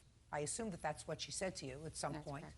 And according to your mother, she gave you some money so that you could find another place to live. Why didn't you just leave? Because that's not the way it went down. I was given money to buy a truck, was what I was told, for her hitting me in the head with the broom 4 days before she passed away. That's what I was told. Just a second. Not me, my aunt. Just a second. Your mother didn't hit you in the head with a broom. No. So who gave you the money? She gave me the money. Your mother gave you the money because your great-aunt hit you on the head with a broom before she died? 4 days before she died, yeah. You better get a life. You better get a real life. Anyway, this is what you have no life. This is what the lawsuit is about. Put your hand down. Did you actually take care of him when he was growing up? Yes, I did. Not really. Do you sometimes... She was did he only have the 16. flu? Quiet. Did he ever have the flu, pneumonia? She never did anything for me. No, she just let you die? So what I'm seeing now is a figment of my imagination. You mean you grew up by yourself? I had my grandmother and aunts that took care of me. She was very young when she had me. Who gave you money after your great-aunt hit you in the head with a broom? She did. What for? To help me get a truck to help me move out. No. Never? Never. What about you, Mr. Randolph? Have you been arrested? Yes, Your Honor, I have. You want to tell me when the last time was that you were arrested? I'd say it would have to be about a year ago. For what? Make sure. It was for, you get it right. It was for an assault charge, and they had dropped the charges, found out that it was provoked by 2 other people. An assault charge. And when prior to that incident a year ago were you arrested? I was arrested about 6 months before that for an auto theft charge. My friend had broken into a car. That was also somebody else's fault. It was my fault for sitting in the car. So that was 6 months before. Now let's go back immediately prior to that, sir. I was also arrested for the same thing. Also, a mistake. You keep having the same mistakes. It's almost like Groundhog's Day. I'm just setting the stage, sir, because I've read your answer. Your answer is that they're really lucky because they almost killed me in this unprovoked attack. So you're standing waiting for the train. What happens, Chris? A couple of my friends came up because the train was running really late. And then Austin and Kent came up to me. Did you know him from before? No. Did you know the person that he was with? No. What happened when Mr. Randolph came up to you, Chris? Can I, be straight with it? Yeah. I want you to be straight with him. I mean, he said, came up and said, my friend says you're talking. And I'm just like, well, I wasn't. And he just asked the same thing again. And so I'm looking at Samantha and my friend's just like, what's going on? And that's when he hit me, and I wasn't, looking at him or anything. Where did he hit you? Side of my face. And what happened when he hit you? You fell? Yes.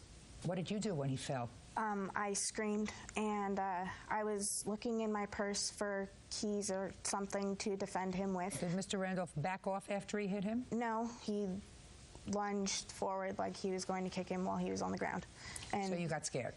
Yes, I got scared, and that's when I stabbed him. I just nicked him. Apparently, it was only a 1-inch wound. Tell me your version, sir. Your Honor, I was downtown with my friends and my friend Demetrius, who I met up with later on. He did not come down there with me, but he was down there already with one of his friends. My friend, the kid that I just met, who I know now, is not my friend because this kid obviously wasn't talking about me. Which kid wasn't talking about you? This young Chris man. Obviously wasn't talking about me. Right. That I see now. But the kid that I had just met had came up to me and told me that he was talking about me, saying, he heard about I got beat up, he could beat me up, all this and this. This young man was talking about how he could beat you up. Yes, that's what I was told. That's what you were told. And I laughed. And just a second. And this bothered you? Yes. Why would that bother you? Because I was arrogant, and I felt like I had something to prove. Like I don't want to allow someone to think that they can beat me up. So just a second, I want to tell you something. Yes, ma'am. Bird could beat you up. And I want to tell you something else, Mr. Randolph. Even I could beat you up. I fight really dirty. Yeah. So you went over to him and you said to him what, sir? I asked him, was he talking crap about me. And he said no, but he was more defensive about it. He was like, no, but what is it? You know, I mean, like, I don't have a problem. And he said no, but I won't want to have a problem. Yeah, and then a couple of his friends started to come up and stand behind him. So my friends came over and stood behind me. He said, no, no, no. So I went to turn. I was like, all right, I don't want any problems. I've had problems in the past. I'm kind of just going to drop it. I went to turn. When I turned, he started to move his skateboard. I thought for sure that he was going to hit me with the skateboard when I turned. So I reacted. I only hit him once, and he That's hit all the it ground and I takes, backed sir. up. So after you hit him, what happened? I fell to the ground, and she stabbed me, Samantha. She proceeded to run onto the light rail. She stabbed you? Yes. That's what happens. Crap happens. He hopped up immediately and ran after her on the light rail. When he covered her body to protect her from about 6 or 7 other gentlemen that were pounding him in his head. These other 6 or 7 gentlemen, who were they? Some of them were friends with me, some of them I didn't even know. Judge Judy continues in a moment. May I ask why a 15-year-old girl is not carrying a lip gloss at the ball, but she's carrying a steak knife in her purse? I want to tell you something. This is not a 1-inch gash. I want to tell you something. I don't care if it's a 1-inch gash or a 6-inch gash. He's a big troublemaker. Put your hands down. And later today. He threatened me. Listen to me. He did not threaten you when he gave you the $1,000. He was restraining me in his home. Real cases, real people. Judge Judy. Chris Casimir says fellow student Austin Randolph assaulted him at a train station. Austin says during the fight, Chris's girlfriend stabbed him in the heart. Now, aside from the fact that at age 18 you've developed quite a criminal history, you don't appear to be an unintelligent person. I mean, the fact that you're dumb doesn't necessarily make you unintelligent. You can speak. So, but for the fact that you went up to this young man and started up with him, would any of this have happened? No, it would not have. There you go. So whose fault is it that you got stabbed in the heart? It's mine. Perfect. I love it. And whose fault is it that he got pummeled to the ground? Mine. There we go. Can I see your medical bills, please? Now you got it.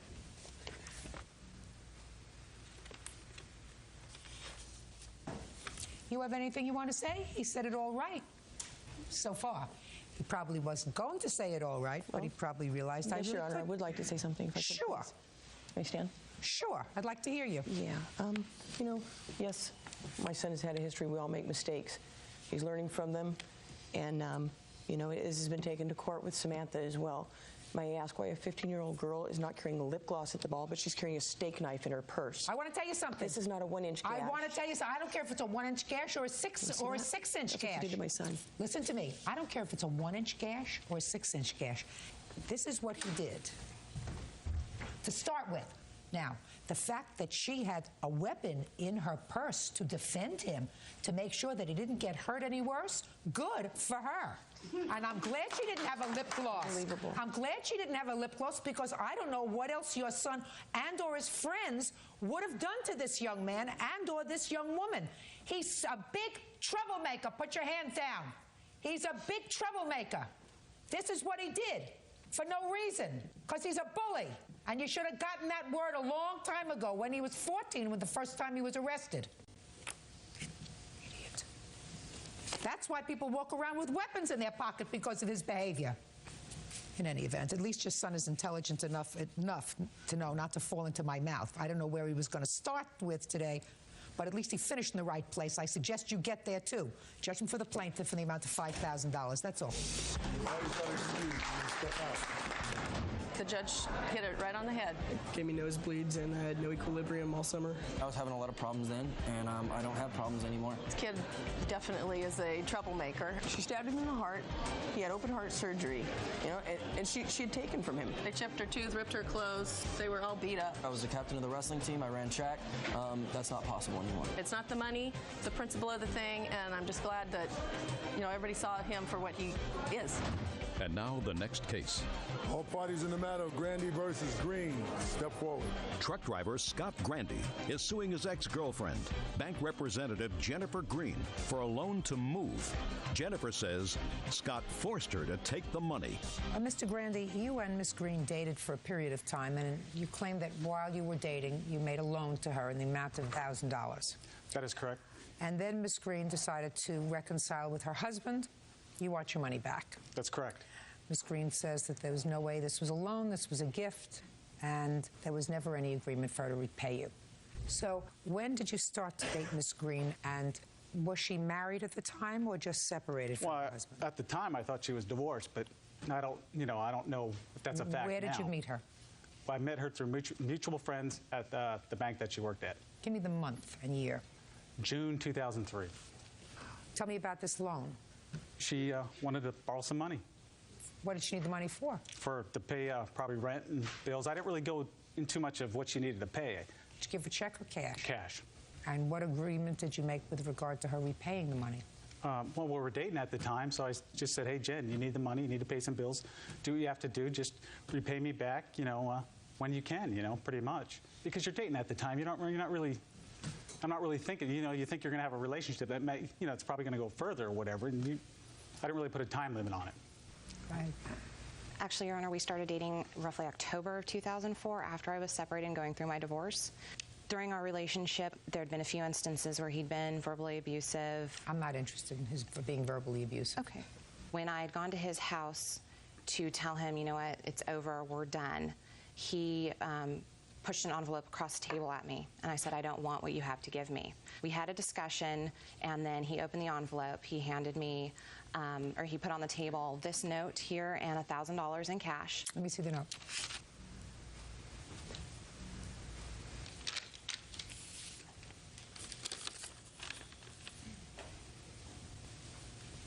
Go ahead. And at that time, he handed me the $1,000, and it just sat on the table. I said, I don't want your money. Yes, I was a single mom. Yes, I was in the midst of a bad divorce, but I was not about to take charity or handouts. I never had in the past. He then proceeded to keep pushing the money at me, and then when I tried to leave, he restrained me. He would stand in front of the door. He would not let me leave. He was holding me. He kept shoving the money. So despite the fact that we went over there to tell him that it's over, and we don't take charity, you still left the house with the money. Yes, that's true. And you spent the money. Correct, I did, to move. You spent... He was stalking me, Your Honor. I have a restraining order against him because of this. You spent the money. Correct. Your Honor, there's a lot that precedes the money that was gifted to me. Show it to him.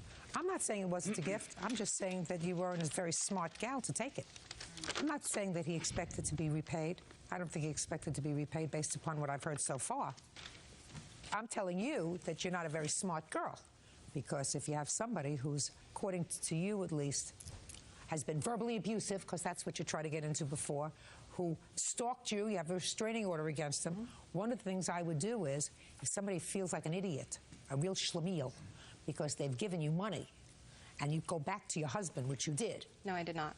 Well, according to him, he came back from vacation. He found your husband at your house. We have a child together, Your Honor. Put your hand down.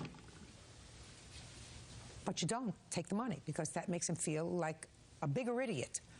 Now, I'll hear you. Your Honor, I was in love with her. I was helping her out. I got it. Okay.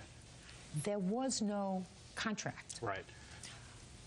There was hurt feelings, because you felt like an idiot. You felt like a fool, like maybe she made a little bit of a fool out of you. Well, when I caught her with her ex-husband, it was pretty much cut and dry.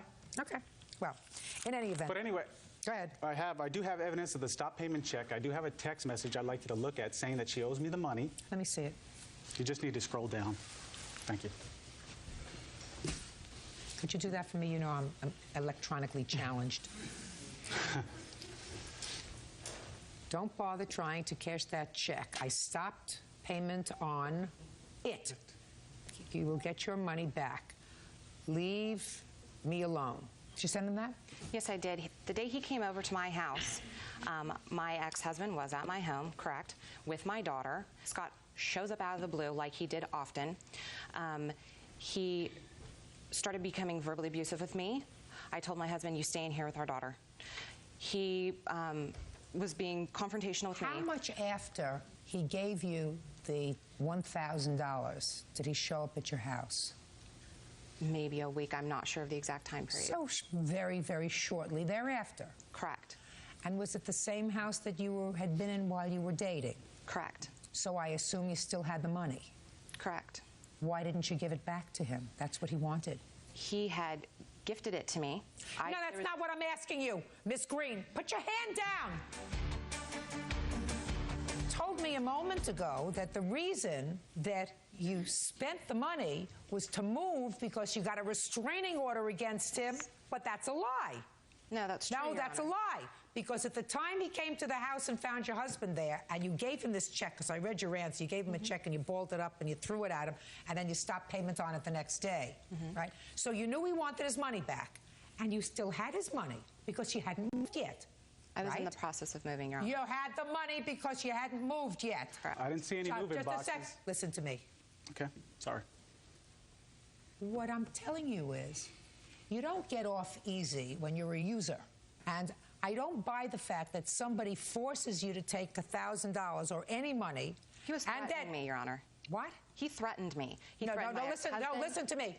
He did not threaten you when he gave you the $1,000. He was restraining me in his home. You were in your car. Throw it out the window. Throw it out the window. And when he came to your house and he wanted his money, what you do is you say, here's your $1,000. Put your hand down. Sorry. Here's your $1,000. Don't bother me or my family anymore. You don't be a stupid taker. And take the $1,000 and say, now I'm going to get a restraining order that makes him feel like a fool. More of a fool than he already was. So you're not a nice person, amoral, but she doesn't owe you the money because it wasn't a loan. It was a gift. Grow up. It's a gift. Keep your money where it belongs. That's all. Case is dismissed. Parties are excused. You may step out.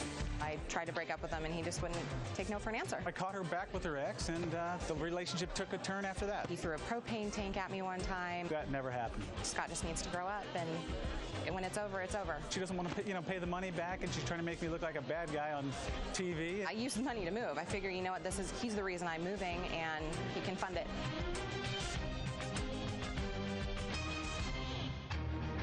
She was doing her job. You are an interior designer. I decided to hire her. But was he doing a job on her? He took you for well over $10,000. I paid her in full. I don't buy it. Show me your receipts. I have something better than that. I have the results of a polygraph test. Nobody wants to see your polygraph. It doesn't hold any weight with you, Your Honor? Judge Judy.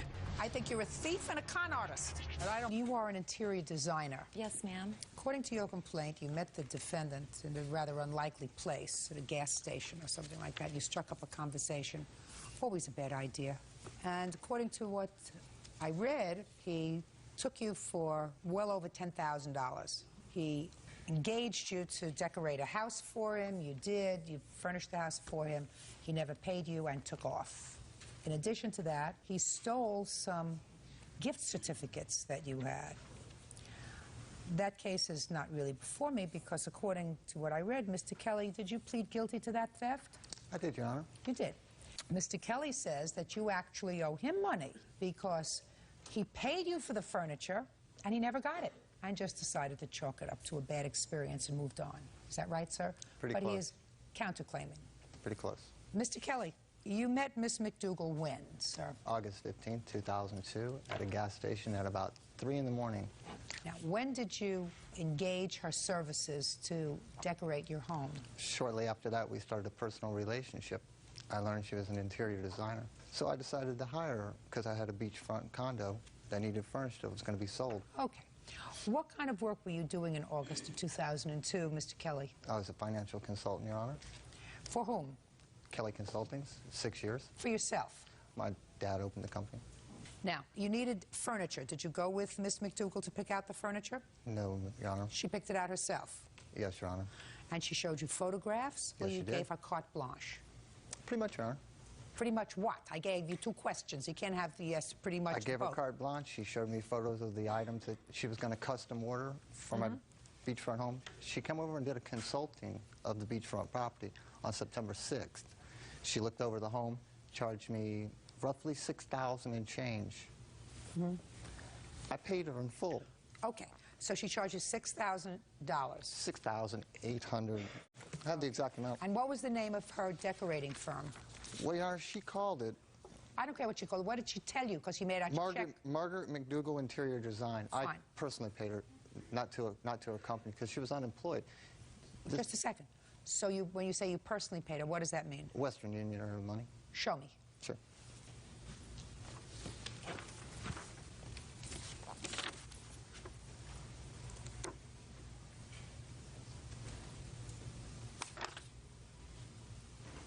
What is this, sir? That's a copy of the Western Union payments to Miss McDougall. Show me your receipts from Western Union. Your Honor, here's also my copy of Western Union.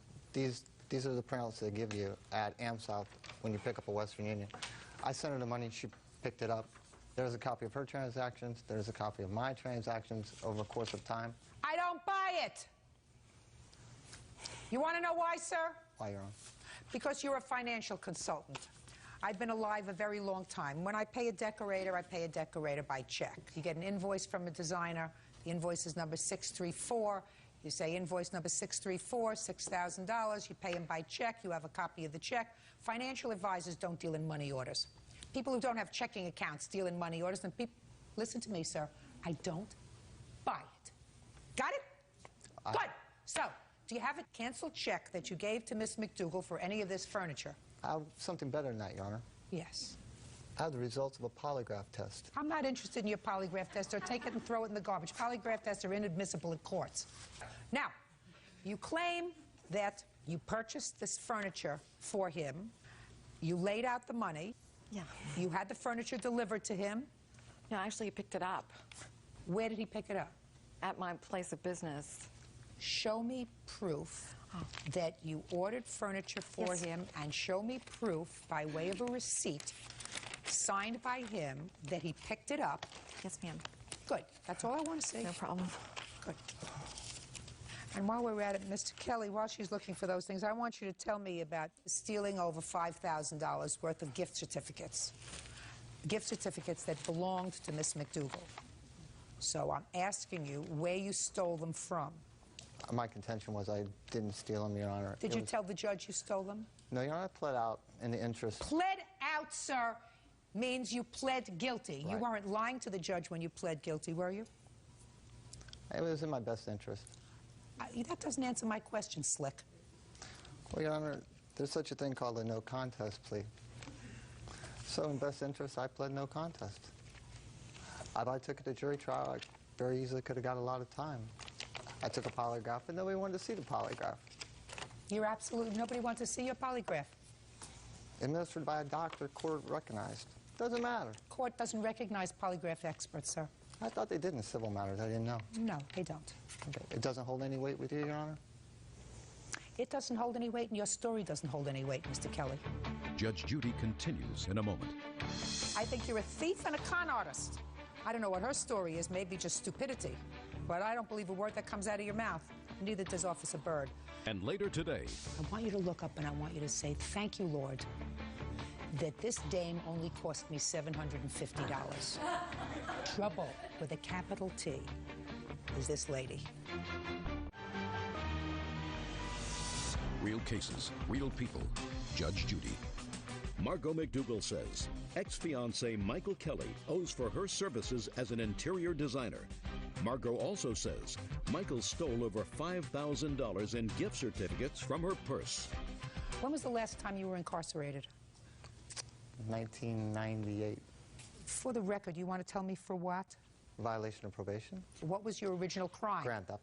Grand theft. Grand theft of what, sir? A value over... Is not an answer. What did you steal? I'm not sure, Your Honor. It was so long ago, 7 years ago, 8 years ago.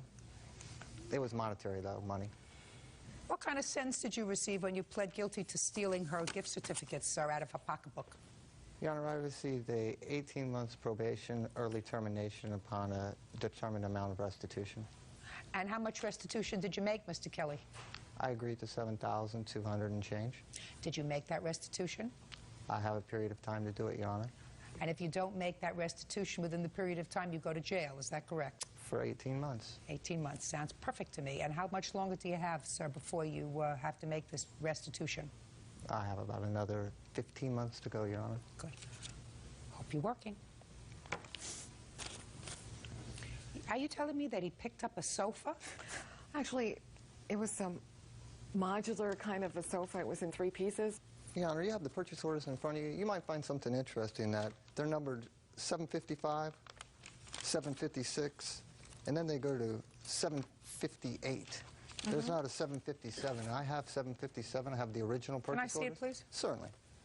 Yeah, you'll find something interesting in that. On 757, there's an item there that weighs 500 pounds. Now, you might take a good look at me, Your Honor, but I don't believe me and Miss McDougal can pick up a 500-pound entertainment center. I didn't claim that you got it, either. I signed it, Your Honor, the same day as the other purchase orders. You'll see where she thinks that recognizes me picking up the items. What I want to see from you are the days that he picked up the merchandise, where he signed for the merchandise. When you pick up merchandise, somebody signs for it. At the bottom of those, they're actually on the yellow copies. That's all that I had him sign for. And just a second. Would you ask her to show me what she's talking about? He's got these signs, and some of them are signed 2009-17, 2002. They're all signed same date. Right. And that's not what I'm looking for. I'm looking for the date he picked them up. I'm sorry, Your Honor, that's the only time that I had him sign for him because... Listen, you made a mistake. He represented himself as an attorney, Your Honor. He represented that he was all Are you a business person? Well, I was going to school and I was opening a business with a partner all at the same time. And I was really busy. You got conned. I know that. You got conned. Hopefully you can get your $7,000 back. Because I don't think Mr. Kelly wants to go back to jail, do you? No, Your Honor, but I'd like my consulting fees back from her. I don't believe that you paid it, sir. I think you're a con artist.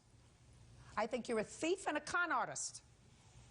I don't know what her story is, maybe just stupidity. But I don't believe a word that comes out of your mouth. Neither does Officer Byrd. Anyway, your counterclaim is dismissed. Mr. McDougal, unless you have a receipt that he signed when he picked up this stuff at the warehouse, you have no claim against him. He picked it up and received it on the 17th. Your Honor, if you believe that... Just a second. He picked it up right here. If you believe that, Your Honor, on the 24th, we went and got a marriage license. Oh, He picked it up right here. Do me a favor. Show me Picked the door. up M. Kelly, and he signed it. How does that excuse? You may step out.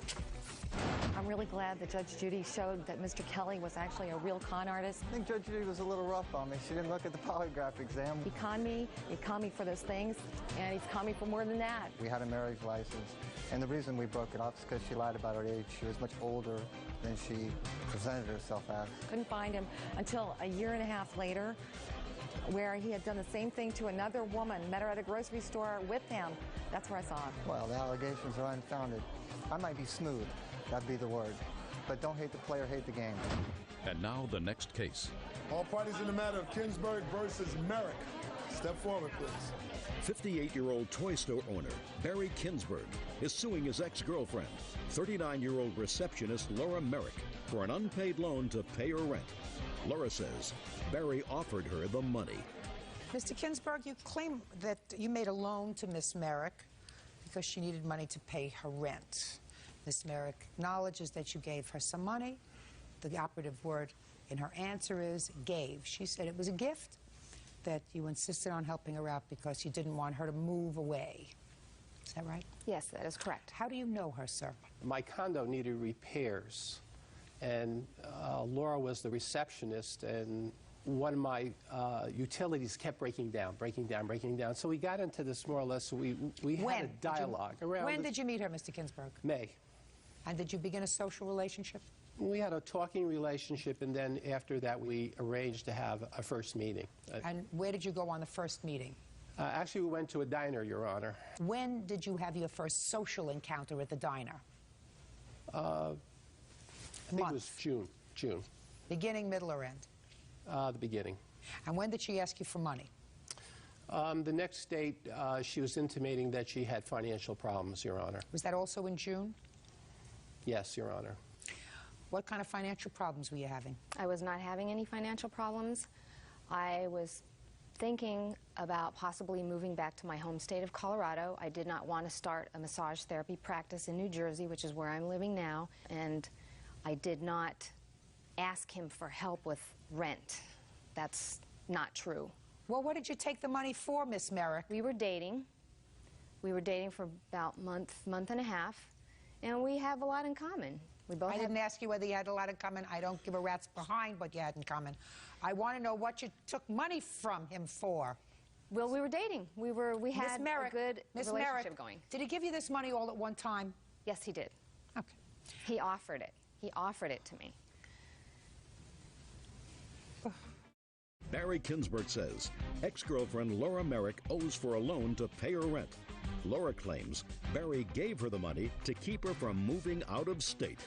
He took out his wallet and said, "Here, I want you to have this." Is that how it came about? He kept asking me about what I was going to do, and I told him I hadn't decided it. I wasn't sure. You mean about moving back to Colorado? Yes. And then he basically said, let me. I think he was trying to persuade me to stay, and he offered. He's like, let me pay your rent for you. Let me, and he even offered. Oh, just a minute. So he said to you, "Let me pay your rent for you," and you said, I said, "No, I don't want you to do that because I don't take money from men." Come about with us. I mean, he was talking about me moving in. I'm like, okay, maybe this could be something more permanent. How much did you give her? $715, Your Honor. How old are you, Mr. Kingsburg? 56 You years. have to think about that. Yeah. How old are you, Mr. Kingsburg? I just had a birthday, Your Honor. Just turned 58. And how old is Miss Merrick? She's 39. Have you ever been married, Mr. Kingsburg? Yes, Your Honor. For how long? 25 years. Divorced, widowed? Divorced. When were you divorced, sir? Last October, Your Honor. Mr. Kingsburg, what I want you to do is look at me. I want you to look up and I want you to say, "Thank you, Lord, that this dame only cost me $750. Do you understand? $715. You got a bargain. Trouble with a capital T is this lady. Tell me, Mr. Kingsburg, how it came about that you gave her $715? She required this money. Well, tell me what she said to you and what you said to her. She called me and says to me, during the course of dating, the couple of dates we went out on, she needed to borrow money. Where did you expect her to get this money from, Mr. Kingsburg? She told me that she was getting a rebate from Colorado on a vehicle. She was getting money back for her insurance. In fact, I asked her, "How are you going to repay this?" And she said to me, "I can repay this because I'm getting a rebate on auto insurance from Colorado." How much after you received the $715 from Mr. Kingsburg, Miss Merrick, did you decide that he was annoying? About within a week and a half, phone calls every day. Then he started coming around my apartment building, and I was home one day and I observed him. He drove up. He was like looking around at my car and then drove off, and that's when I really started to get concerned because I was like, oh, this is getting really strange now. And then one of my neighbors told me one day... Don't tell me what your neighbors told you. Mr. Kingsburg, you're a lucky man. But, you know, age appropriate isn't terrible, Mr. Kingsburg. How old was your wife? She's 50, well, she's about 50. That's nice. Right. That's nice, Mr. Kingsburg. Find somebody more age appropriate and who has a little more character. In any event, I believe you when you say that she asked if she could borrow some money, and I believe that she told you that she was expecting a rebate check, because I don't think that you would make that up. And since I don't believe a word that comes out of her mouth, I'm going to issue a judgment in the amount of $715. Thank you. That's it. Thank you, Your Honor. Why does that excuse you may step out? There was a condition to it.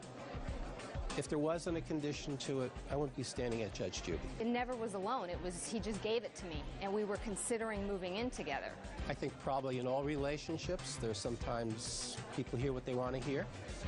The coming around to where I lived, and I wasn't there. I was, you know, and asking, talking to my neighbors, and I got a little concerned after that. Sometimes you take these relationships Some can be fixed, and some cannot.